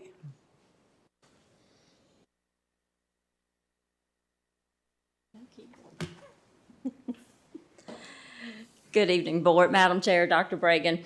This evening, Mr. Pauly and I will be sharing some information with you about academic reviews and division monitoring. Under state law, student outcomes drive an academic review. For a school to be level 1 or green, when you look at what used to be their school report card, now it's called their school quality profile, 75% of all of their tested students have to pass their English SOL test to meet the benchmark, and it's 70% in math and 70% in science. So if you take a look at the Code of Virginia, it says that if any of these academic achievement indicators for all students is at a level 2, so that means they didn't meet their benchmark, they're at a level 2, then they have to participate in an academic review. And if schools have any of these school quality profiles at a level 3, then they also have to complete an academic review. So what is an academic review? That first bullet really outlines it well. It's a process designed to help schools identify and analyze instructional and organizational factors affecting student achievement. As you go through that list, it requires truly an in-depth look at multiple data sources. It's conducted under the guidance of the VDOE, and at the end, you're working to identify required actions to improve student achievement. So the second thing that we'll be talking about tonight is division monitoring. So what is division monitoring? If a school quality indicator is at level 2, the division then works with the school to revise the school's improvement plan. So in that process, you re-examine the school's needs assessment, the needs assessment that they underwent to create their plan. Then you work to revise the plan. Then you monitor and ensure the implementation of the plan of research-based best practices. You evaluate the progress, continue to work to revise the plan as needed, and then you submit a monitoring form at the end of the year to the VDOE to certify that you actively monitored those schools. As you can see here on this list, as a result of student performance on last year's SOL test, 4 schools required academic review this year, and 4 schools required to be actively monitored by central office. Mr. Pauly's going to talk to you about the schools that are required to complete academic reviews.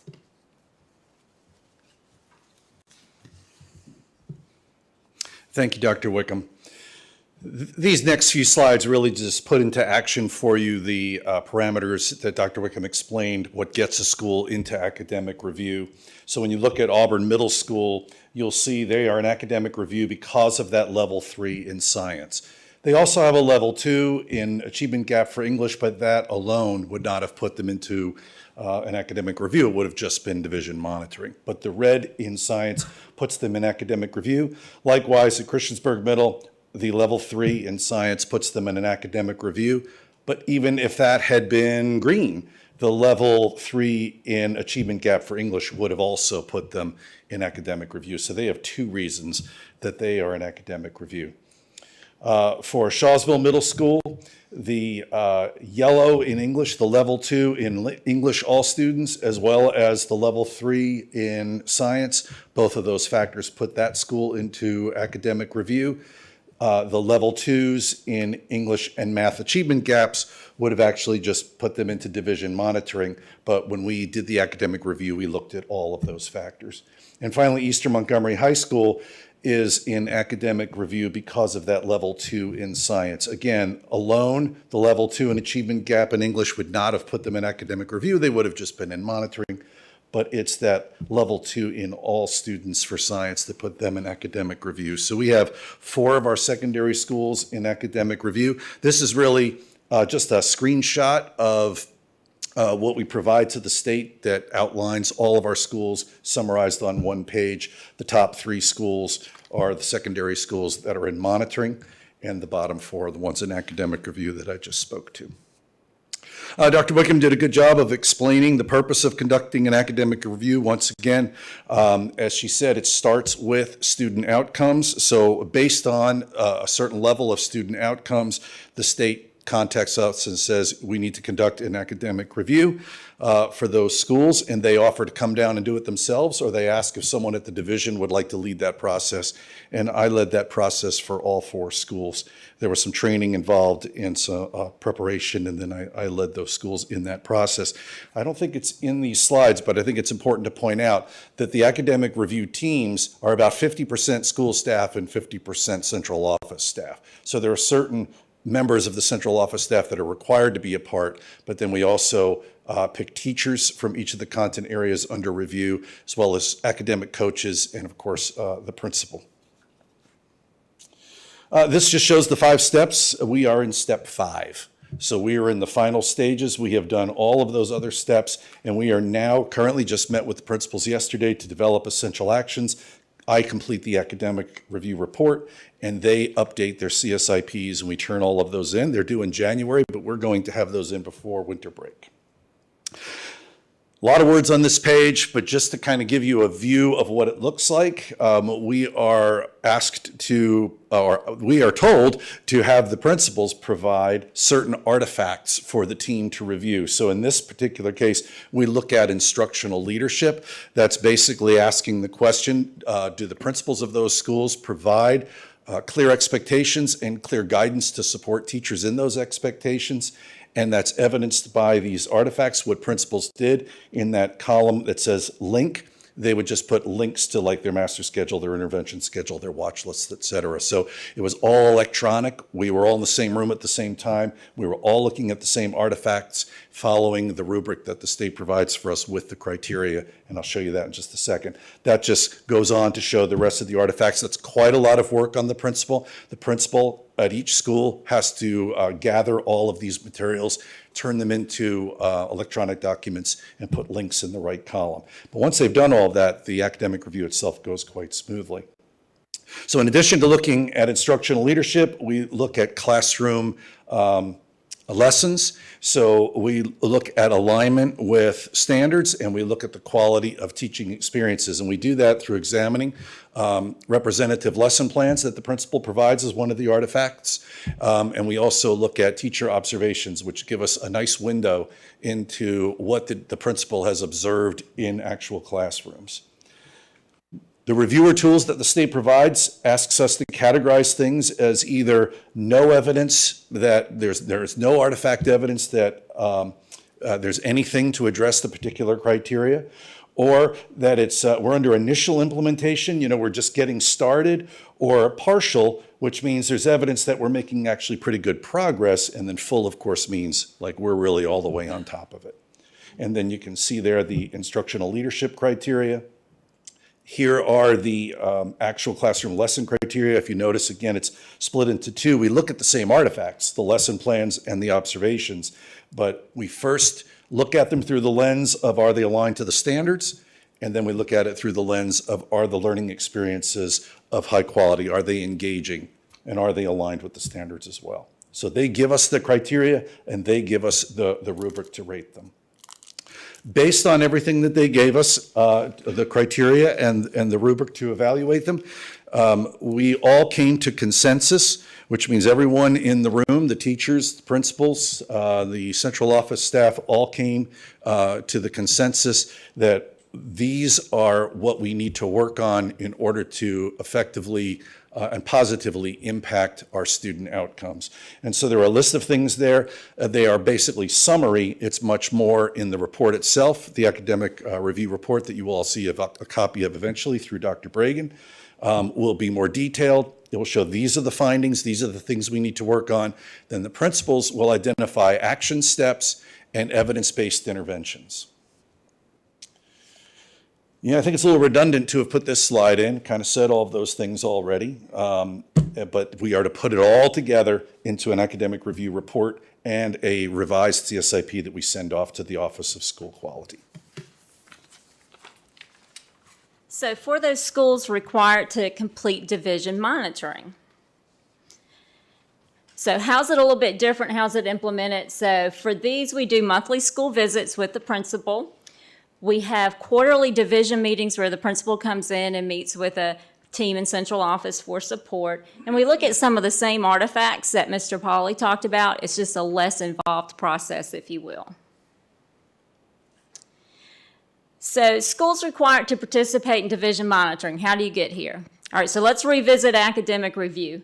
If in that first column that you see there, the academic achievement column where you have all students for English, math, or science, if any of those are yellow or a level 2, then that's an academic review. If anything on here is red, that's an academic review. If you go to that second column, because the first column here is all green, the second column speaks to achievement gaps. So for Bellevue, for example, they're in division monitoring right now because of achievement gaps for students with disabilities in both English and math. And essentially what that means is that those students with disabilities, did not, 75% of those students who were tested at Bellevue did not pass their SOL test in reading, and 70% did not pass their SOL test in math.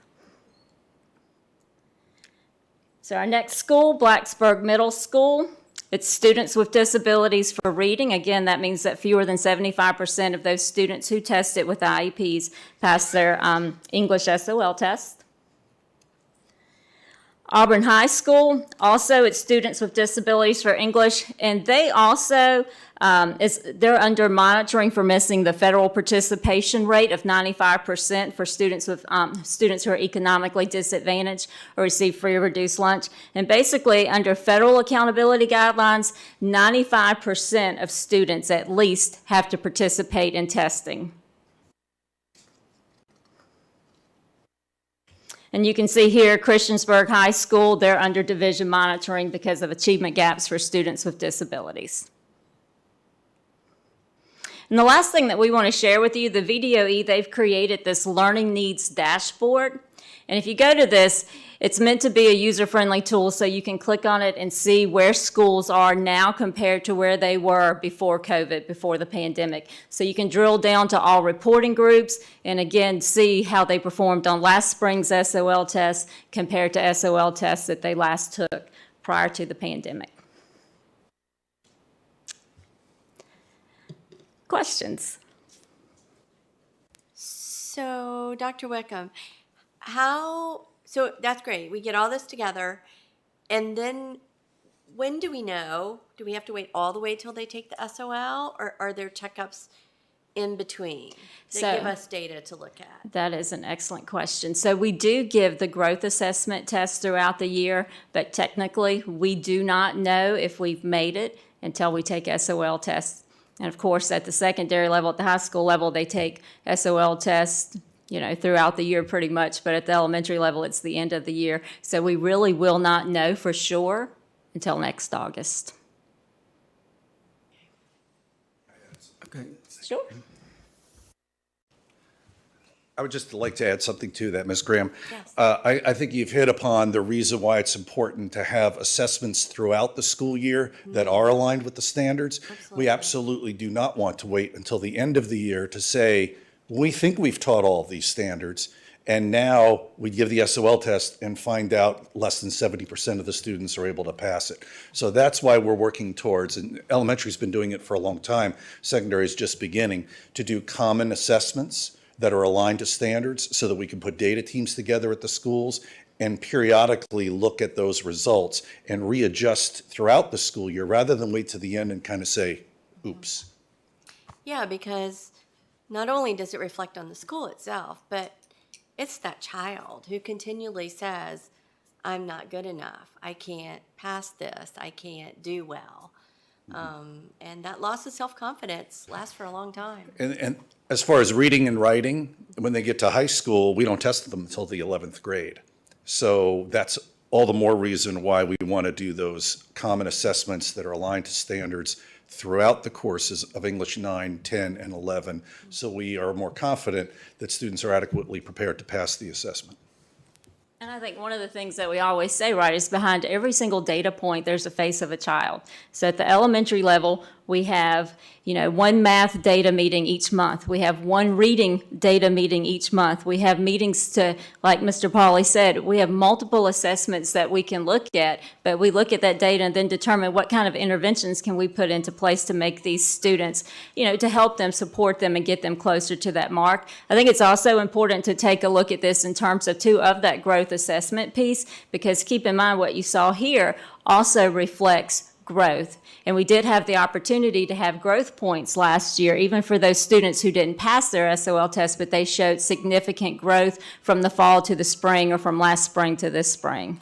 And we can use that as a passing score, right? If they prove, no? So that becomes... Me, because I know that they now allow something for significant growth.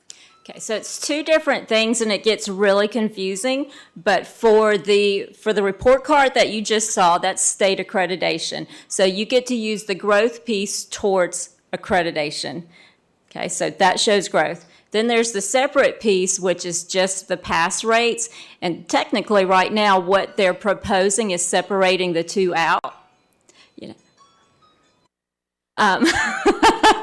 Separating the two out so that one is about accreditation and the other one is about accountability and just looking at pass rates. So currently that is something that's been proposed by the VDOE, but these scores do reflect growth.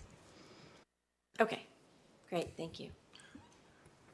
To me, this is maybe a wider discussion that we have kind of in slow motion, I think, over the last, I've been on the board for 7 years now, and for a long time, there was kind of the feeling of, we're against testing, we don't like testing, and, now, Carl's saying, hey, it's really important that we test, right? And I understand it. I understand the importance of data. I just think that on this issue, it's an issue that requires some finesse and some balance in how we do things and where we target things. And I know from my own child, the reports that I get about the level of testing and assessments and things like that. So I certainly, and I don't think I'm alone as a parent to say that I certainly wouldn't want to see us go in the direction of, an overabundance, let's say, of testing. So anyway, that's, I think, something that would be good to tackle with. So I think, one of the things that I do each year, I train new teachers in how to administer the MAP test that we give at the elementary level. And when you ask teachers what the purpose of testing is, almost every single time when I ask this question, they all say the same thing. The purpose of testing is to get data to guide instruction. And that's really what it's about. It's about how do we use this information to guide our instruction for our students. But then the reality is we know at the end of the year we're going to take an SOL test and we're going to be held accountable for it. But really it's about instruction. They would all, I bet you, 99% of them, if you ask them that question, they would say, well, yeah, we assess students. We want to know where they are so we can, help them grow. Yeah, I'm not questioning that. But I'm just saying, I think it's an issue that is on the forefront of a lot of parents' minds, and I think that we need to, I do think that it needs a balanced approach, and it's something that I'm eager to see what Dr. Bragan's input will be on how to move forward on that, because what I'm saying is we've kind of had two different, we've kind of attacked it from both sides, and in some ways I feel like it's been a little bit maybe confusing or incoherent, at least to me as a school board member, but what do I know? Can I say something? I think, I think, Mr. Chewbacca, it's not necessarily the frequency of the testing that I was speaking to, it's the alignment of the assessments to the standards. And that's what even the academic review bore out, was the assessments and even the lesson plans themselves are not aligning to the standards. They're activities, and they appear to be engaging activities, but they're not aligned to the content and rigor and cognition of the standards. Other So things, that- when you revisit our strategic plan, you'll see that a piece in there is about assessment and creating different types of assessment so that students can demonstrate learning in a whole variety of ways. It shouldn't just be that traditional multiple choice kind of test. We should see more projects and just different ways for students to be able to show learning. It doesn't have to be this, 100-question beast. Sorry about that, Ms. Franklin. I That's okay, apologize. because what you are talking about is my question, or was my question, is especially with the areas of our students with disabilities, because it's consistent across the district, and we also have other groups of students that are in the same situation, and for decades trying to get those gaps closed. So if what we're doing as far as monitoring and assessing doesn't show us the different ways that we need to do things to make sure that all the children are getting the information they need so they can be successful, then what's the point? And I appreciate that very much, and I think that's something that we've been working really hard on. The other piece that's coming up in the strategic plan, and we have it laid out for years, assessment and grading also go hand in hand, and this may be something very unpopular to say, but the research that we've done on grading says that grading should reflect mastery. And so if I didn't learn it the first go-round, then I should have a different opportunity to show that I've learned it and mastered it. And then by the end of that grading period, I should have an opportunity then to have a grade that tells my parents then that I've learned this material. So it's the direction that we're working to move in and spending a lot of time there. We hear you and we agree with you. Unfortunately, at the end of the day, though, at the end of the year, they have to take an SOL test, which is a multiple choice test. And there are plenty of students who just are not successful at those types of tests. And so I think that's the conundrum, that we have, that you could do all these, identifying all these different ways of showing mastery, and I totally agree with all that as having been a teacher. But at the end, I think part of what happens as a teacher, you also know at the end they have to take this SOL test, and so you train them to answer these multiple choice questions, and I think that's where it's a tough one. I'm not looking to you to give me an answer. I'm just saying that is, unfortunately, that's what the state looks at the end of the year. And so you're right. I think it goes back to something Mr. Chewbacca said. It's really about that balance. We absolutely need to give children the opportunity to have those traditional type assessments. That's what the SOL test is, but we also need to have projects. We need to have those brief little, checks that we do. We need to give children the opportunity to do again or do differently if they've learned it. So it really is very complicated, and you're right. Ultimately, you get to take the test one time. Mm-hmm. If you fall within, a certain range, within 25 points of passing, you get one more take at it. So that is what it does come down to. However, I would say the growth piece that Ms. Graham asked about was tremendously helpful to us this year. Giving children the opportunity to show growth really did make a difference.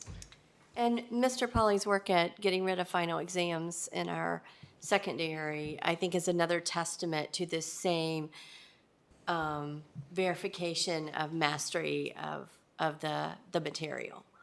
That's going on ancient history now, isn't it? Hey, no, I'll always fight for that one. That was a good one. I'm glad that helped. He knows about history. Today is his birthday. Oh, for heaven's sake. oh, What a way to spend it, right? do you want us to sing? No, please. Dr. Wickham has already graced me with that. Even Dr. Bragan chimed in and sang. Albeit off-key, but I did. I wasn't going to say that, sir. But now you're making me forget what I was going to say. So in high school, I'd like to point out that David Dickinson and Michaeline Meyer have worked very hard over the past several years to bring in some project-based assessments or alternative assessments to testing. So we no longer, well, we're still phasing it out. We're in the last year of that. We no longer give a writing SOL test in 11th grade. They're doing a portfolio of different types of writing in 9th, 10th, and 11th, and it's embedded in instruction. So English teachers are teaching writing anyway, so it's embedded in their instruction around writing, and the product they produce in 9th grade, which is persuasive writing, gets evaluated and put in a portfolio. And then the second year, now I'm not going to remember the exact types of writing in each Narrative. one. There you go. And then there's a research one. And just starting this year in social studies, we've now seen Mr. Dickinson bring to fruition project-based assessment to replace the traditional SOL test in social studies. So they do several projects throughout the year, and they have to pass, in some cases, 3 out of 4, and in some cases 2 out of 3 in order to get the verified credit. It's really been excellent work. It's been a long time coming. The state has put a lot of this on hold, put up barriers over the years. They've been waiting it out. They've been planning. They've been preparing teachers, and we're finally seeing it come to fruition. So really now during SOL testing, students are in 11th grade taking reading, and then it's just science and math for everybody else. That is so much better. That is a true testament to mastery of the material instead of memorizing. And remember, we replaced traditional final exams with final cumulative projects. Exactly. Yep.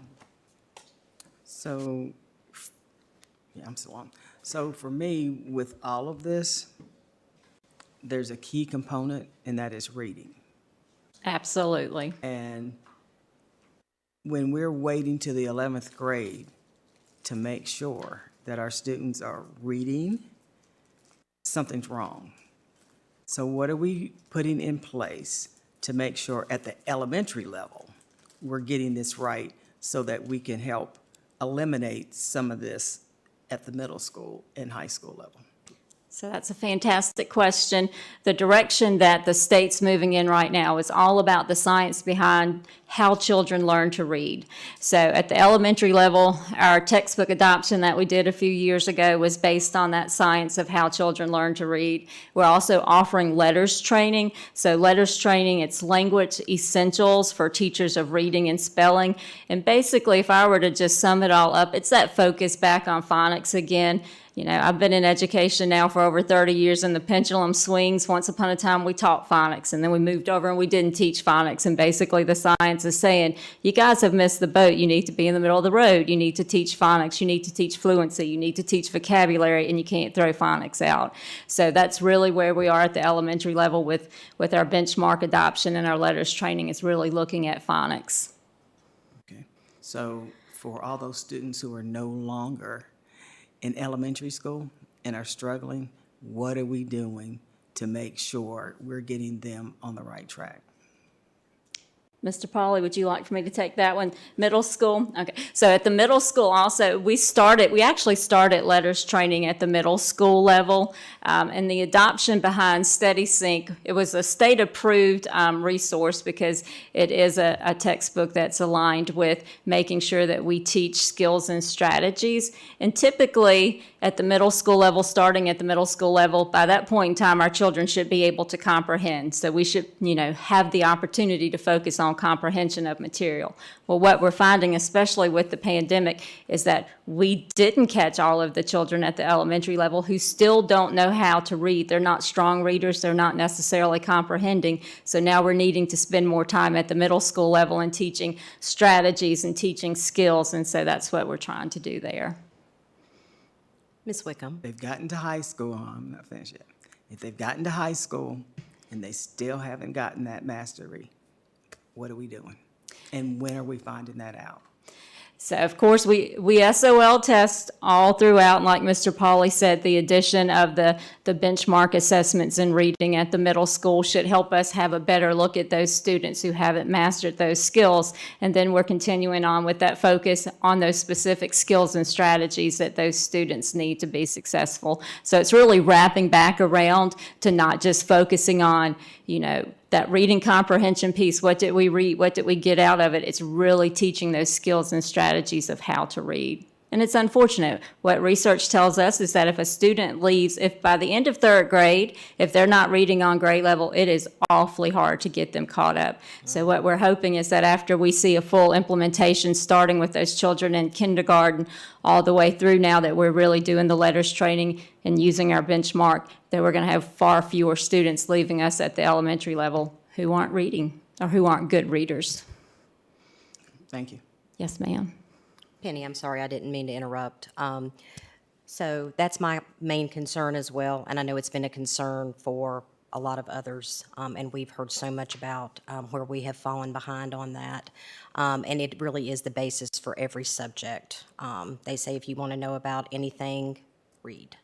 And it will make you more fluent in every other subject. So, and I hate to ask for more work on anyone, but would it or could it be a possibility that the board may get some type of presentation on the secondary reading and what all is being entailed there or what we are doing, and just to kind of put it out there to the community to show that we know this has been a problem and we are aware of it and this is what we're working on to fix it? I think we could do that. So specifically, you're looking for just an overview of what Study Sync is doing and what we're doing in the middle school and high school to really focus on those skills and strategies. On the reading, on the secondary Okay. reading. Yes, Okay. ma'am. Okay. And I believe Ms. Graham asked to see reading data a few meetings ago. So we do have some reading data from the state in terms of our PALS testing that we do across the state.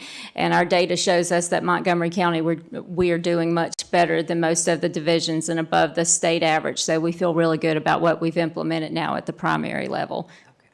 Awesome. Thank you. Thank you. Thank you, Dr. Wickham, and thank you, Mr. Pauly. I'm going to make a suggestion that we take a 5-ish minute break before we go to the rest of this. Does anybody have a problem with that? Okay. We're going to take a 5-minute break. You're welcome. I know, I just go for like a half hour. No.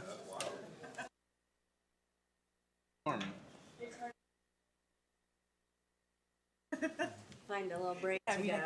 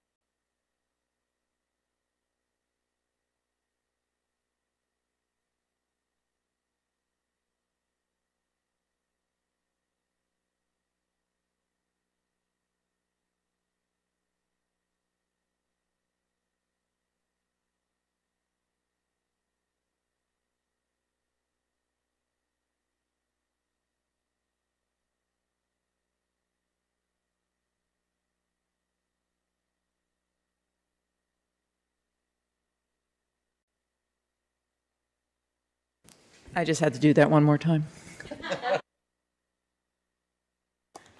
Maybe I'll do it again. Okay, where are we? Advisory committee? Yes, advisory committees. Yeah, basically those memberships are on this board agenda for review, and they'll be submitted for approval in the January Board of Education meeting. Okay. Does anybody have any questions about it? Marty, you look like you want to say something. I was just going to make a motion to approve. Oh, okay. But No, it's not up for approval. oh, it's not? I thought it was. It's an information item. We're just supposed to review it, and it's going to be brought back on January 10th for review. Is there anything else we need to know about that, Dr. Whitaker? I caught you in the middle of taking a bite. Sorry. Okay, it's good. She says it's good. I got a thumbs up. Okay, so we will bring that back. Strategic plan update. Poverty. So we have a presentation. For Mr. Lewis. Good evening, members of the board. Good evening. Madam Chair, Dr. Bragan.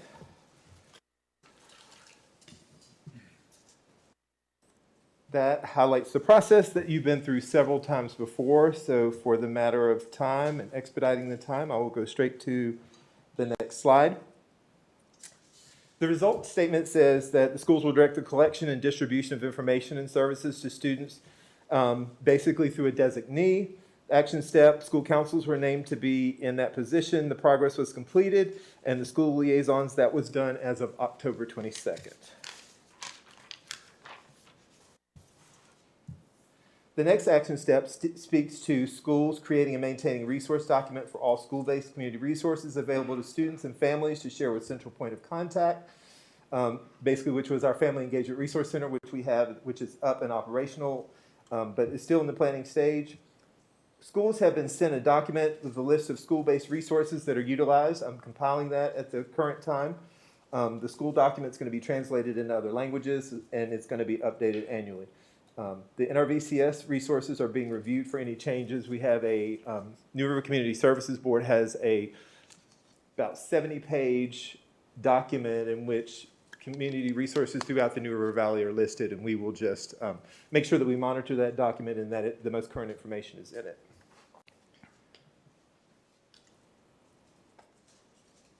The next one discusses schools examining current practices involving the collection of information, registration, and ensuring the process is confidential, dignified, equitable, and accessible. That's still in the planning stage. The first phase of that, I created a document for back to school nights, which talked about several of the processes that the school needs to have in place.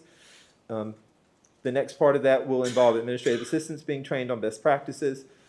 Going to expand the document to talk about the areas of housing, clothing, and food insecurity. Next action step deals with schools making resources available in digital and paper formats. That's still in the planning stage. And by the end of the 22-23 school year, we will have that completed. That make sure that all those documents are in the formats that they should be in. Next action step deals with a registration hotline available to schools and families. That's still in the planning stage. The Director of Technology and myself will be working on that in the spring, and it will be up and operational in the 2023-24 school year. Our next results statement dealt with Montgomery County Public Schools and community partners will collaborate to meet the growing needs of students. That action step was the creation of the Family Engagement Resource Center, which we affectionately call FERC. Organized house, it's over in the Operations Center. If you ever are over there and you see door 21, that's where we have it. It's co-housed with the Parent Engagement Center for Special Ed as well. It's completed, and some of the highlights from that, it's up and functioning. We've given out this year 55 book bags with school supplies to students. We've given gas cards for families in need, coats to several families, cleaning supplies for families who experienced a house fire, and resources to 5 families living in a hotel. Our next action step deals with creating a community resource list by community. That's been completed, and the areas that were addressed in that community resource list were behavioral and emotional health, food, clothing, housing insecurity, as well as tutoring and mentoring opportunities. And that document is also divided up by community or strand, so we are aware of what community resources we have in each strand. Next action step deals with making the community list available, accessible, and equitable to all stakeholders. That, of course, is in the planning stage. For the descriptor, the resource documents will be available in digital and paper formats by the end of this 22-23 school year. The next action step addresses attending network meetings with area community daycares and local preschool programs to share information for kindergarten readiness skills. That's been fully implemented. Collaborative meetings and agendas for myself and the preschool administrator, or Emily Altizer, who is the administrator of federally funded programs, and we both attend monthly meetings, which are ongoing. Next action step deals with creating a meeting schedule for community resources and community partners annually. It's been implemented. Community partners establish those meetings. The administrator of family engagement and myself, the preschool administrator, attend those monthly meetings. We have the collaborative meeting agendas and minutes housed within our offices, and we attend those monthly meetings.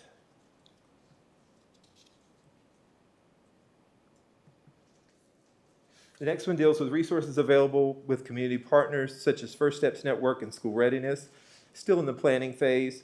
For the descriptor, one school readiness flyer has been created, translated, and disseminated throughout the community, and another flyer is currently being created to share community resources and single point of entry for our preschools. In dealing with our partnering with community organizations who provide resources to support child development and school readiness, that has been implemented. The collaborative meeting agendas and meetings, once again, as I've said before, the administrator of family engagement and our preschool administrator, we are both members of what is known as First Steps, it's Early Childhood Network. It has membership with the United Way of Southwest Virginia, Head Start, or representation, I should say, excuse me, the United Way of Southwest Virginia, Head Start, and private daycare providers such as Rainbow Riders and the Virginia Tech Early Learning Center, just to name a few. The action step dealt with having a single point of contact to disseminate information and how to connect families with that information. It's completed, and that was the creation of this position, of which I am able to execute those duties and functions. Next action step deals with schools determining kinds and needs of family engagement activities to take place and sending out a survey to families and faculties and staff. That's still in the planning stage. Myself and the Director of Student Services will develop a survey and distribute that survey. We will gather feedback from the surveys of families and faculty in the summer of 2023, and the implementation of family engagement activities during the 2023-24 school year will be implemented. Tier 1 PBIS teams will discuss, plan, and implement community events with intentionality based on data of attendance and needs. That's still in the planning phase. Student Services Department, along with each school's Positive Behavioral Interventions and Support, or PBIS team, will plan a variety of community events based on data such as attendance, discipline, minoritized or underserved groups. And with this second year, the day before Thanksgiving break, we had our second consecutive community outreach for one of our neighborhoods here in the community. We handed out about 50 Thanksgiving baskets. It's quite successful. The next action step addresses collaboration will take place with transportation to ensure families can attend outreach events and students can access after-school activities. As you well know, that's currently on hold. The action item is on hold due to the costs associated with transportation based on the feasibility study that was done. Next, existing. Yeah, I was going to say, are my 3 minutes up? No. Could they be up? The next action step deals with existing school events such as back-to-school nights, curriculum nights, open houses, etc., being intentional for meeting the needs of the school community. That's still in the planning phase. Myself, as the administrator of family engagement, is going to meet with the director of elementary education and secondary education and student services and safety to evaluate existing school events, with that information being gathered from school-level administrators and leadership teams. The next action step deals with the division creating and evaluating procedure, which includes community events that have been held within the school and the level of attendance. That's still in the planning phase. The administrator of family engagement, myself, and the director of student services and safety will collaborate with school-level community stakeholders in order to create an evaluation process for community events. Our last and final result statement deals with Montgomery County using research and evidence-based PD to build early childhood to 12th grade capacity and effectiveness with cultural proficiency. The action steps include professional development, addressing the complexity surrounding the experience of poverty, professional development points being maintained on a yearly basis related to equity and poverty, and identifying community and school professionals who will provide that PD. It's already been implemented. The Director of Elementary Education collaborates with administrators of curriculum and academic coaches to implement PD for effectively teaching students from poverty. That PD is currently implemented annually for all new teachers to MCPS, and the PD is going to be expanded to include all teachers. Some of the highlights that were not emphasized in this report that I'm glad to report on is that in addition to the roles that I've just stated, some of the other roles that I execute include facilitating family resource team or FRT meetings, where we address attendance issues and collaborate with community partners such as court services, Department of Social Services, and behavioral emotional support agencies such as New River Community, NRVCS, New River Community Services Board, as well as the counseling group. We support principals, and I have supported principals in assisting families in need, and I've worked with students and their families to provide support to remove barriers associated with poverty. Also, I've received a Montgomery County Education Foundation grant, which we're going to do book bags.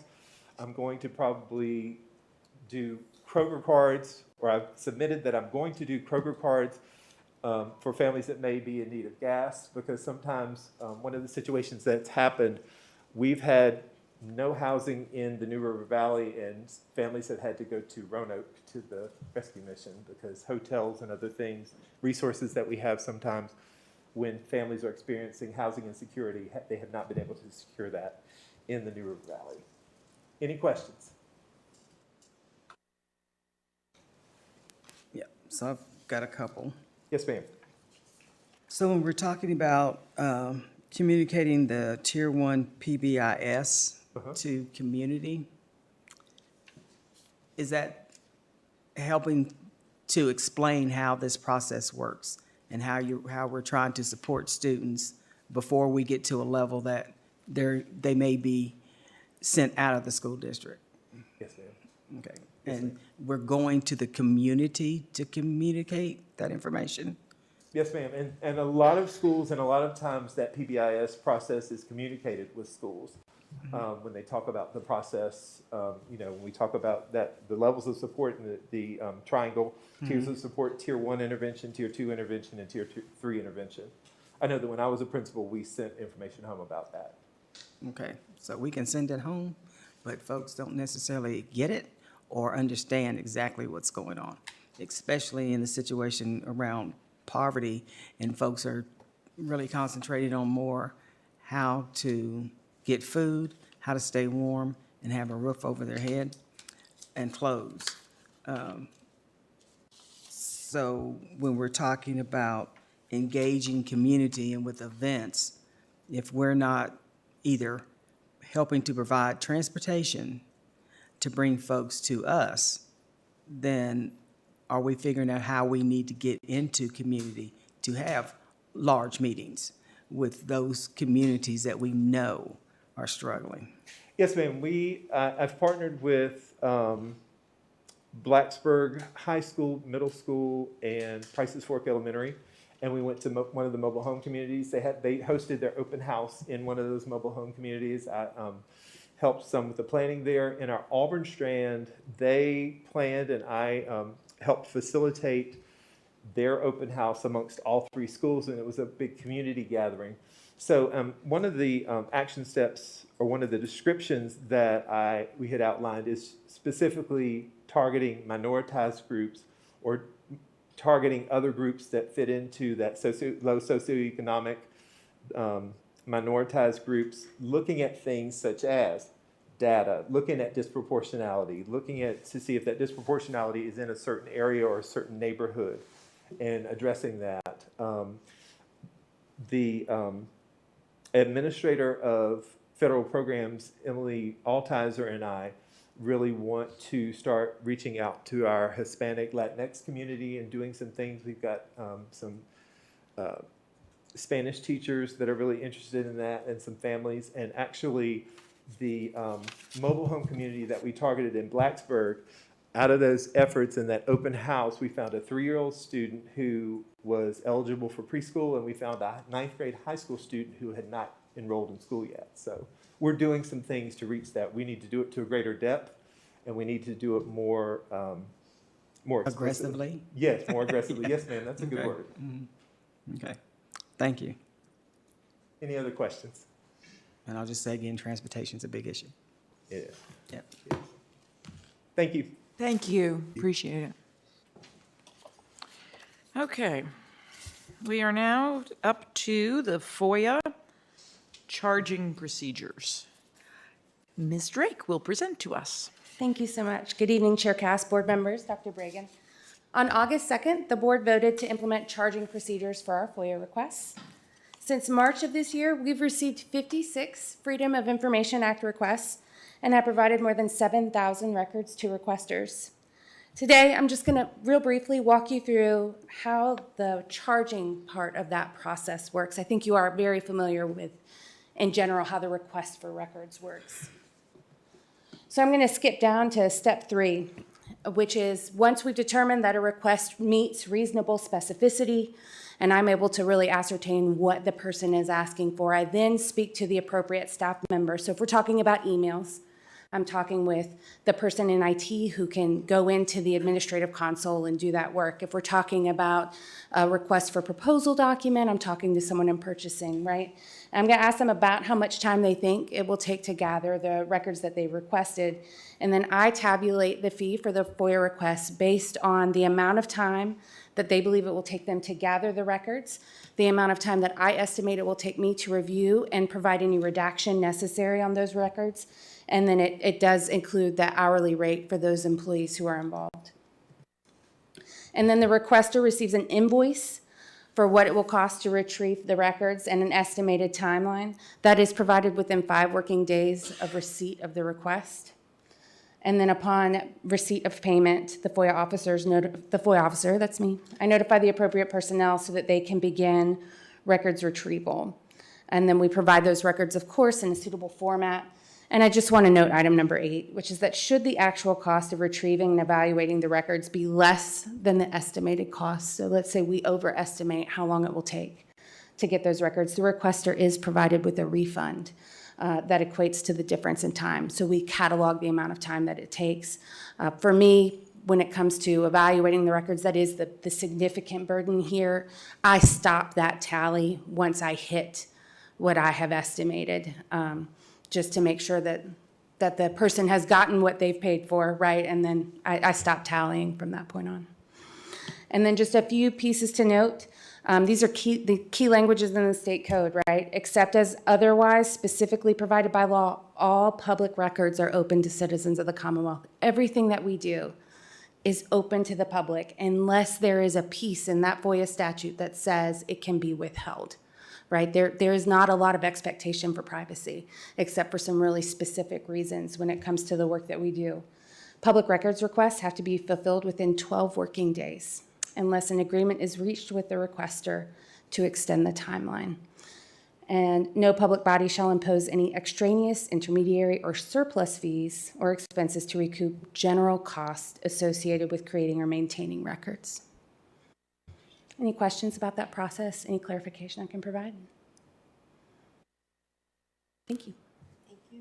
Actually, I had one question. Brenda, Oh, I how apologize. are, so I guess how's it going? And is there any, I mean, this is probably good as any opportunity to let us know if there's anything that you think maybe needs to change or, I mean, 56, is it 56 this year or 56 since August? Since March. Since March. We usually get about 5 a year. Yeah, okay.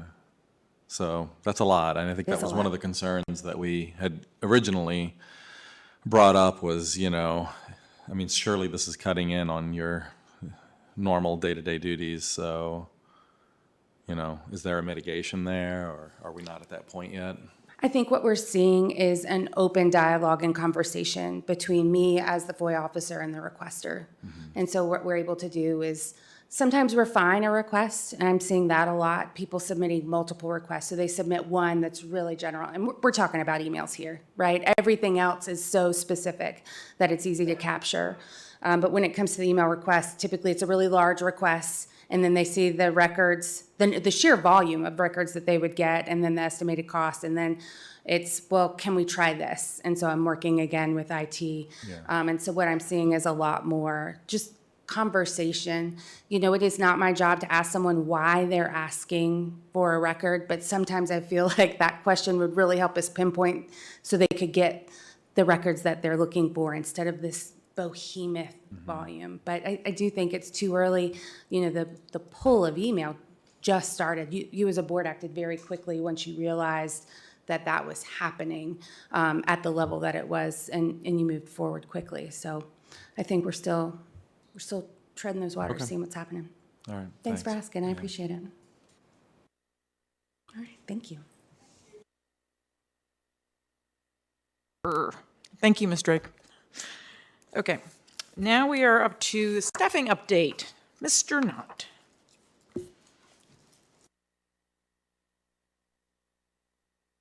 Madam Chair, Board, Dr. Bragan, I'm here tonight to present to you our monthly staffing report.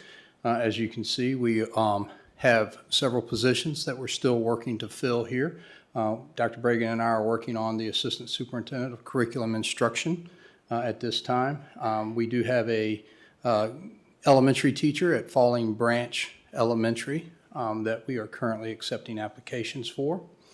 We still need a German teacher at Blacksburg High School. We do have 2 .5 or part-time gifted teacher positions that are available right now, and they are at CES and CMS. We have 1 reading specialist teacher that's split between Auburn High School and Shawsville Middle School. And we have 2.5 special education teachers, 1 at CMS, 1 at AMS, and a .5 at Christiansburg Primary. Before you move on to the next slide, can I ask something real quick here? Yes, ma'am. So we have 2 half-time gifted openings in Christiansburg, 1 in elementary, 1 in middle. Is it easier to recruit part-time people than it is full-time people? It is much easier to recruit full-time people. Sometimes, though, the schedules don't line up. Is that what it is here? Like this couldn't be one person who could do? I believe that is the case right now. Ms. Naff and I have not spoken about that, but I need to talk to her about it. Yeah, I mean, I only know from my own experience in recruiting that part-time people are harder to find than full-time people. I realize full-time would then require benefits, but. Right. But it might be worth the little extra cost if it's more efficient. When you're working between levels, it makes it a little more difficult. I guess that would make it a little harder too. I was just curious. Okay. No problem. We need a STEM teacher at Eastern Montgomery Elementary, and we're currently accepting applications. We still have a carpenter and an HVAC technician position in facilities that Mr. Chris and John Sutton are working to fill. We have 5.5 custodians, 2.5 at Blacksburg High School, 1 at BMS, 1 at EMES, and 1 at SMS. We do have 1 in the hiring process for Blacksburg High School right now. So assuming that they get through the hiring process and everything checks out, they'll be down to 1.5 once that's complete. We need a school nurse at Falling Branch, and they are working on filling that. We have a vehicle mechanic, and Eddie is working on filling that. We have a candidate there as well, possibly. We do need a payroll benefits specialist in payroll at this time, and we are currently accepting applications there. I'm sorry, let me go back to that slide. That is a mistake on the slide I was that going to just say, it says noticed. candidate in the hiring I process. just noticed that, and I apologize for that. That's my mistake. I wasn't We going are- to call you out on it. No, it's okay. I admit when I make a mistake. If you notice our bus drivers there,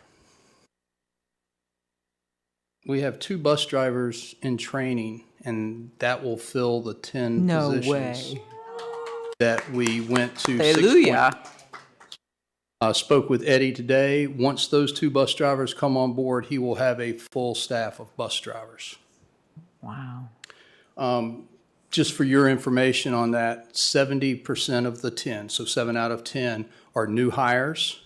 Only 3 of our current bus drivers chose to move to a 6.5 position, And we actually had a former bus driver call and say, I want my old job back, I want my old route back, and that route was available. And so they came back, and they only wanted a 4.5 hour position.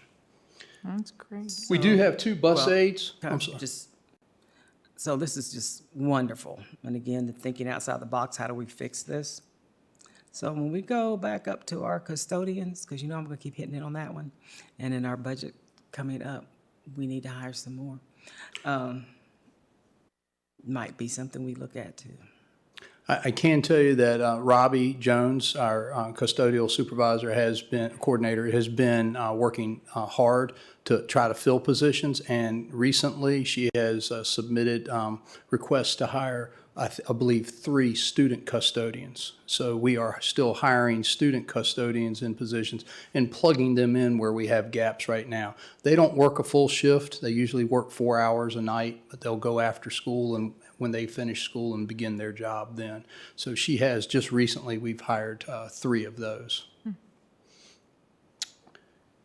We do have 2 bus aides that we still need to fill. We do have 2 special education aides, some lunch recess aides there that you see, and 2 instructional aides as well that we have left to fill. This is also just a general question, but could we hypothetically offer it as volunteer hours for custodians after school? Offer volunteer hours? Yeah, for student custodians. We have done that with some of our graduates that have been ACE students, but we have not yet offered volunteer hours for custodians. There's quite a bit of training that goes on with that, and so it may be hard to, have somebody come in and say, I want to volunteer one day. It needs to be more consistent, but that's something we can certainly talk to Robbie about and look at. Okay, because I know a lot of clubs, even for the high schools, they require a lot of community service hours, so that could be an option. We can look at that and see what we can do. Sounds good, thank you. Yes, sir. And then, oh gosh, I hit the wrong button again. As far as our trainers go, we now have 2 trainers. We have one at Christiansburg High School and we have one at EMHS. Making slow progress. Yes, we are making slow process, and we are still working with VCOM there. Any questions for me? I'm not leaving until y'all are done tonight. I have substitute questions. So how do we know, I guess maybe this would be Dr. Widener's question, but you guys figure it out. How do we know if somebody's like moved out of the area and they no longer can sub, or they got a full-time job, not with us, but somewhere else? Unless they notify us, we don't know. I would say most of our subs are pretty good about letting us know they've taken another job, they resign. They still get emails from us if they've done that, and if they're checking their email, that might remind them to let us know. We do purge our substitutes at the end of the school year. We will ask who wants to return, and if they don't reply to that, or if they reply no, then we purge them out. So if you notice at the beginning of a school year, our sub numbers are lower than they are as the year goes on. And that's because of that purging of the individuals that aren't coming back. So second question, what if somebody's, here we are, 3-4 months into the school year, and somebody hasn't subbed? So why are they still on our sub list? I mean, do you see what I'm asking? I do. I guess we're still hoping that maybe they will start subbing. Sometimes there's, we do get a lot of college students, and I think that's mostly where we're going to find this situation is with our college students. They think they're going to sub, then they get into taking their courses, and then they get bogged down, and then maybe they stay here over Thanksgiving, and they sub a couple of days there. Maybe in January, early before the semester starts, they come back and sub a few days there. So I think that would be why we really wouldn't want to take them out right now, because we might be missing out on some opportunities with them. Right. Well, and for example, like my daughter-in-law, she can only sub at certain schools because of her children being in Auburn schools. So it might not a couple come around, but every 2 or 3 months. No, I was just asking, like, people who haven't subbed at all. Right. At all. We're in almost finishing the first semester, and Okay, just asking. So with that, what's our fill rate with subs? So we have had one day this school year where we were 100%. We had 50, and I'm talking only teachers here. We had 55 teachers out that day and we had a 100% fill rate. Today we had an 80% fill rate. We had 19 jobs unfilled. One school had, of the 19 positions, there was one school with 3 jobs that weren't filled, but they had 10 jobs total. We had another school that had 2 jobs not filled. They had 6 each. So they were 4 out of 6 filled. And then the rest of our schools that didn't have jobs filled had 1 sub job that was vacant. So they're fluctuating. We have looked at this wondering if the professional development days that we're doing are causing us to have lower sub-fill rates on those days, and they actually aren't impacting our low fill days. Our low fill days are still Fridays and Mondays. So our full-time subs, how is that working out? We have all schools except 1 filled with our designated subs, and we have 1 in the process of being placed there. So how is that working well? I think so. I think it's really helping to provide that extra person that they can count on every day. And then again, it's going to depend on how the principal manages that. You know, if they use that person the day before to fill a job, then they don't have that person the next day if they've got another vacancy. So hopefully they're managing them well, but everybody, all the principals that I've spoken with about it, they love having the designated subs. So our administrative assistants in those areas, I know we were having difficulty getting folks in. How are things going? Or did I miss the wrong group?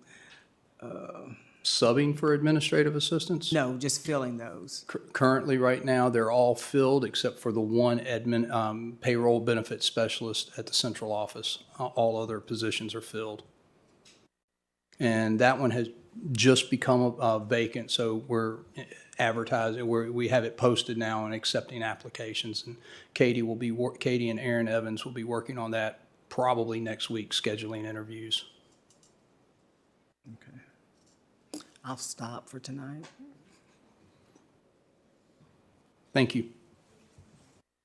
Thank you. Next up is the MCPS transfer policy revisions. Does anybody present? It's a first read. It's a first reading, so we don't discuss it then? Dr. Wickham and I can be available for questions. Okay. I just wasn't sure who was doing what. Are there any questions? Oh, well then, I just gave you a little extra exercise. You look like you were getting kind of antsy there, Mr. Pauly. I figured I'd give you a chance to get, it's your birthday, you know? Well, I guess it might be helpful to know exactly what the purpose of this I is. guess that was kind of what I was wondering, like, why are we doing this? Other than it's outdated, I saw that there's some of the dates in it were.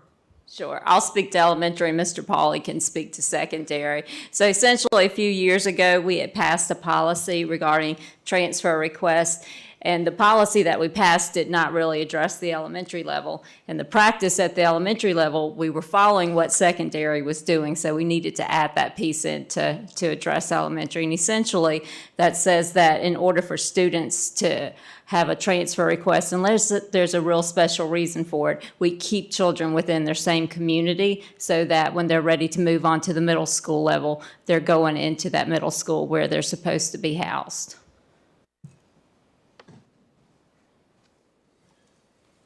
Not sure how much detail you're looking for, but generally speaking, we're just making the policy align with our practice. The one date that was in there was like a grandfather clause date, 2017. right? Yeah, it was like 2017, wasn't it? Mm-hmm. It was was. pretty old.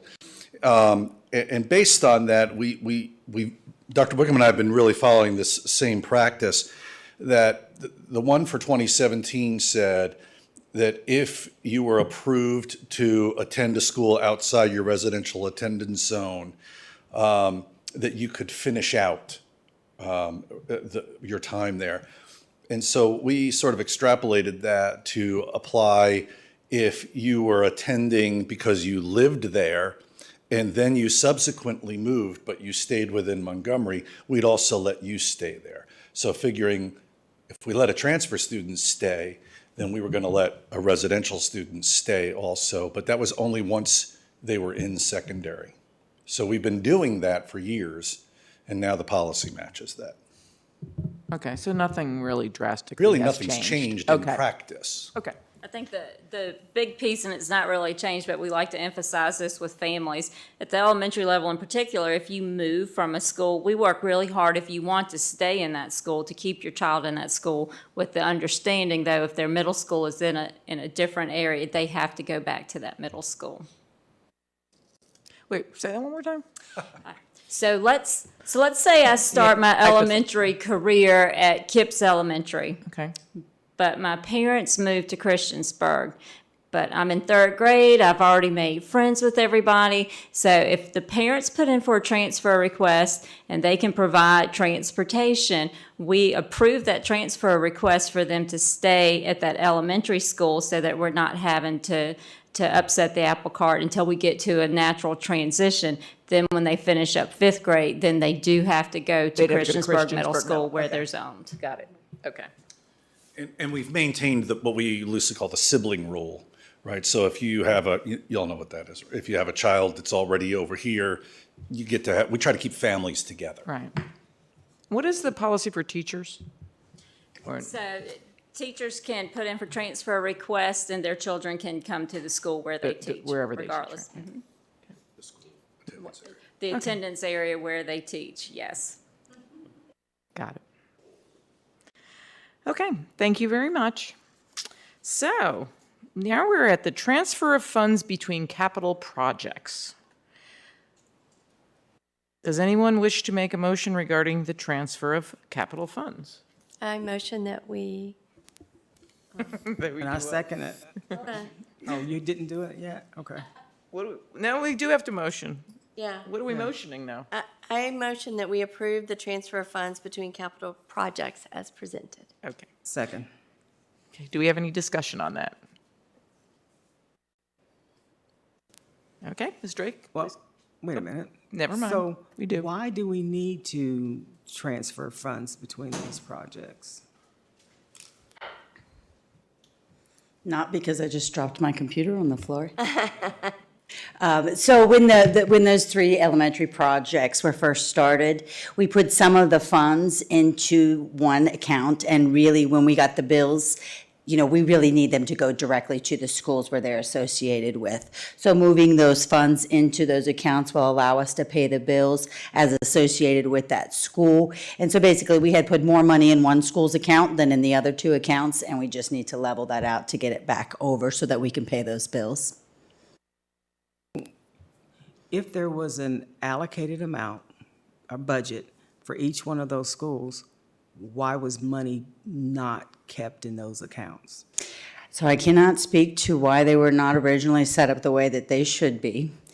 So it was established way back when those projects started. Unfortunately, I can't tell you why, but they were not allocated into exactly where they needed to go. So, unfortunately, I cannot speak for the person who is not here. But this doesn't necessarily mean that CES and Bellevue, that CPS is going to cost 1.3 million less, and that CES and Bellevue are going to cost 675,000 more each. That's not what it necessarily means, is it?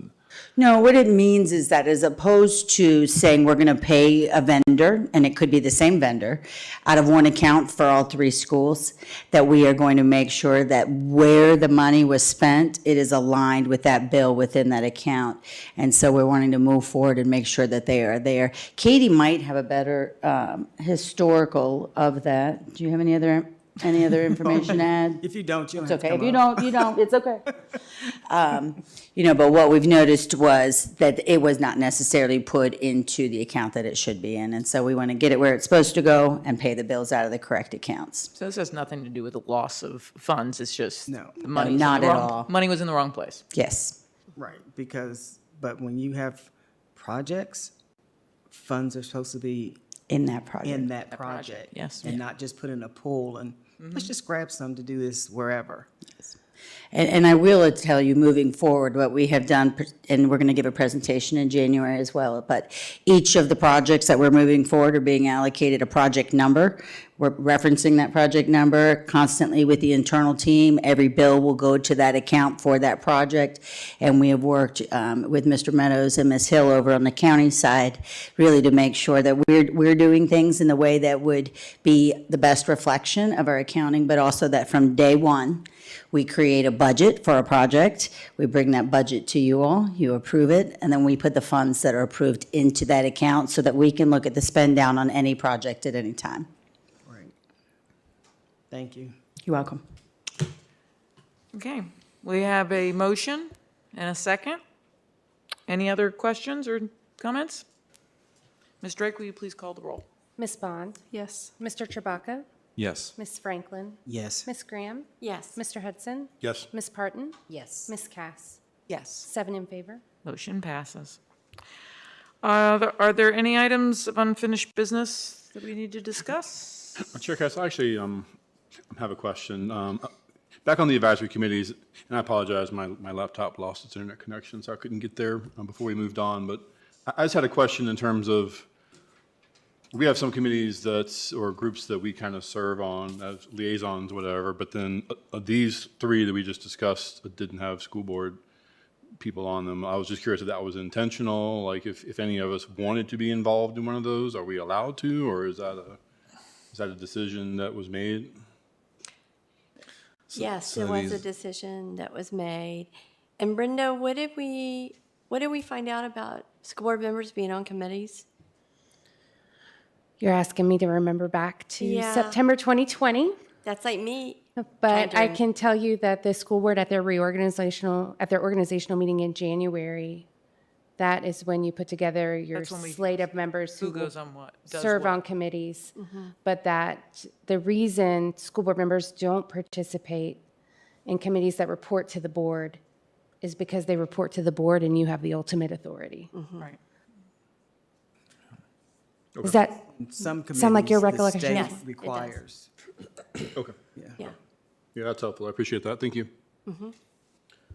I did also, for the unfinished business, I wanted to mention some stuff for the new building for CHS.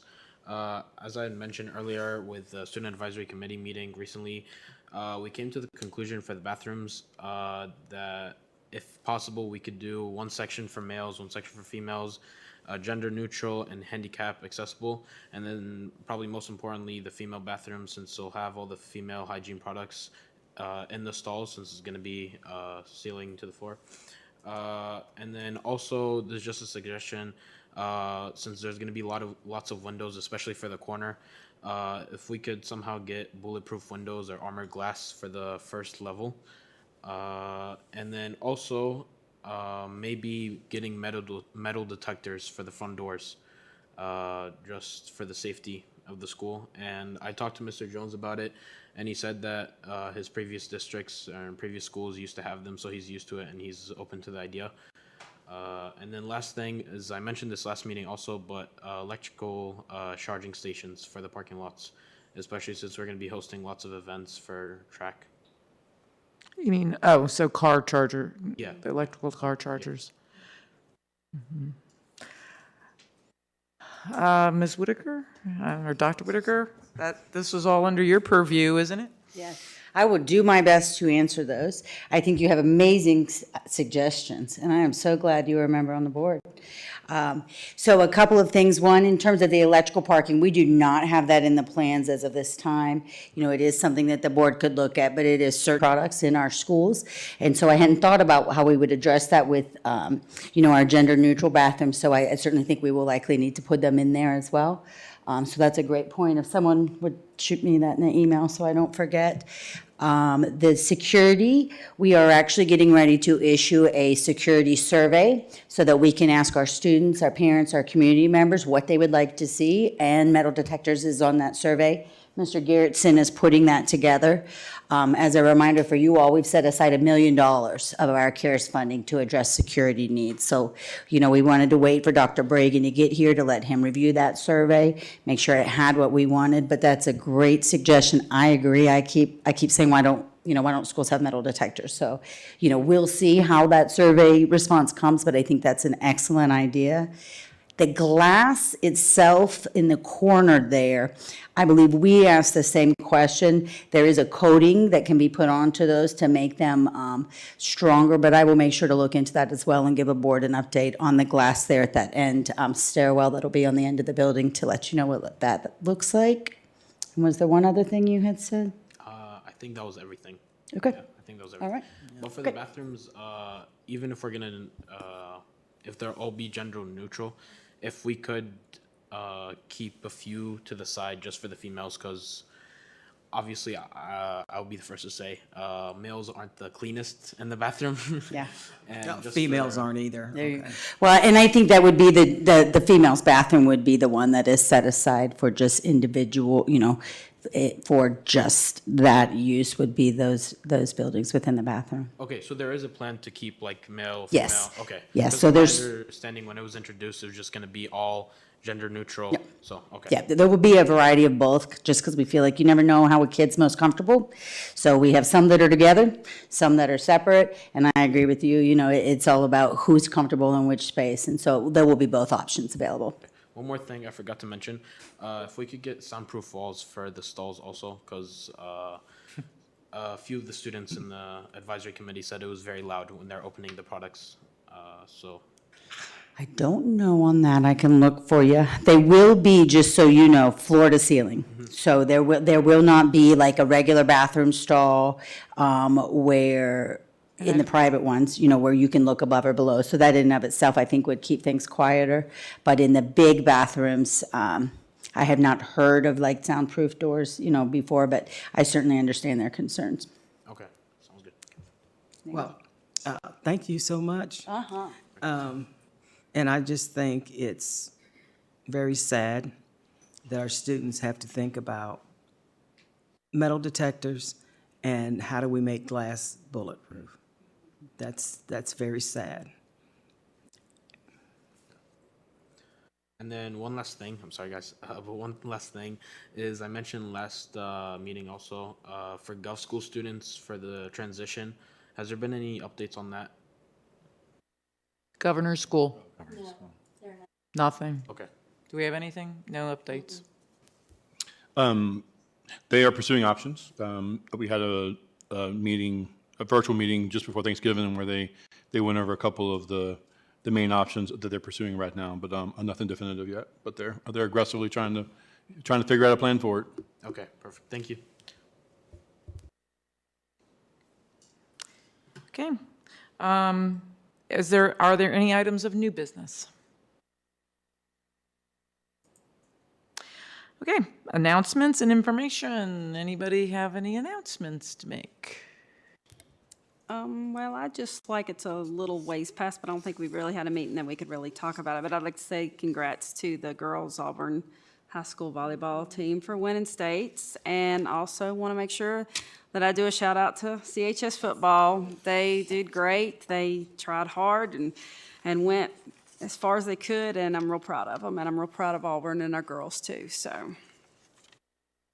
And I'll just add, because we haven't seen any of our sports teams in a long time. I miss them, and I'm proud of them all. But we've got to figure something out to get those folks back in here. What do you mean back in? We used to recognize our state champions and That was things before like my that. time, then, so it's been over 3 years. been I a don't think long I've time. seen that done since I've been on the board. Remember, I had brought that up about Eastmont, where the Kirk Litton had the athletic director. They have won 3 years in a row, and we had not been able to recognize them yet. So yeah, we need to try to get all of our athletic teams recognized as soon as we possibly can at some point.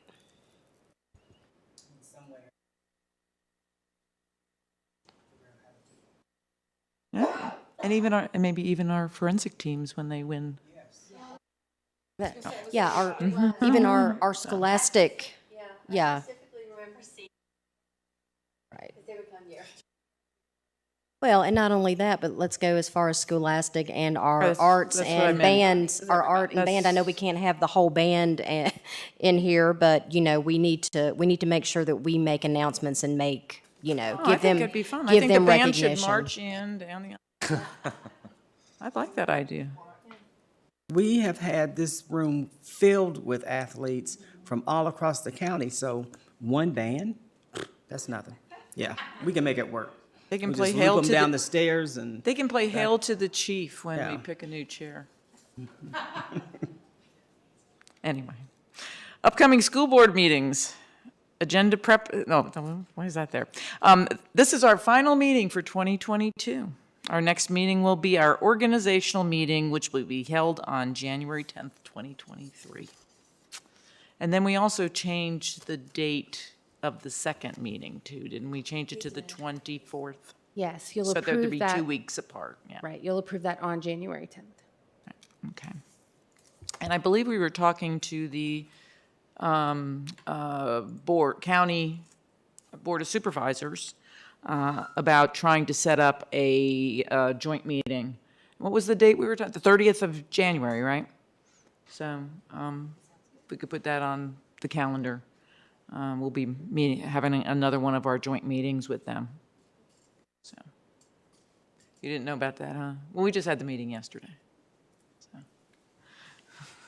So put that one on the calendar. Okay. So do I have a motion to enter into closed session as authorized by Section 2.2-3711 of the Code of Virginia to discuss one personnel matter and one legal matter? So moved. Ms. Drake, will you please call roll? Ms. Bond? Yes. Mr. Chewbacca? Yes. Ms. Franklin? Yes. Ms. Graham? Yes. Mr. Hudson? Yes. Ms. Parton? Yes. Ms. Cass? Yes. 7 in favor. Motion passes, and we are going into closed session. Good night, everybody out there. Happens everywhere.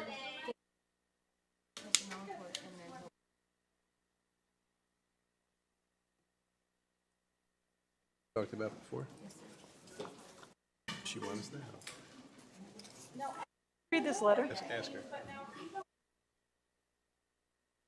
Wowie. I want to find out what's going on there. That is wowie. Yeah, we did, but this letter was like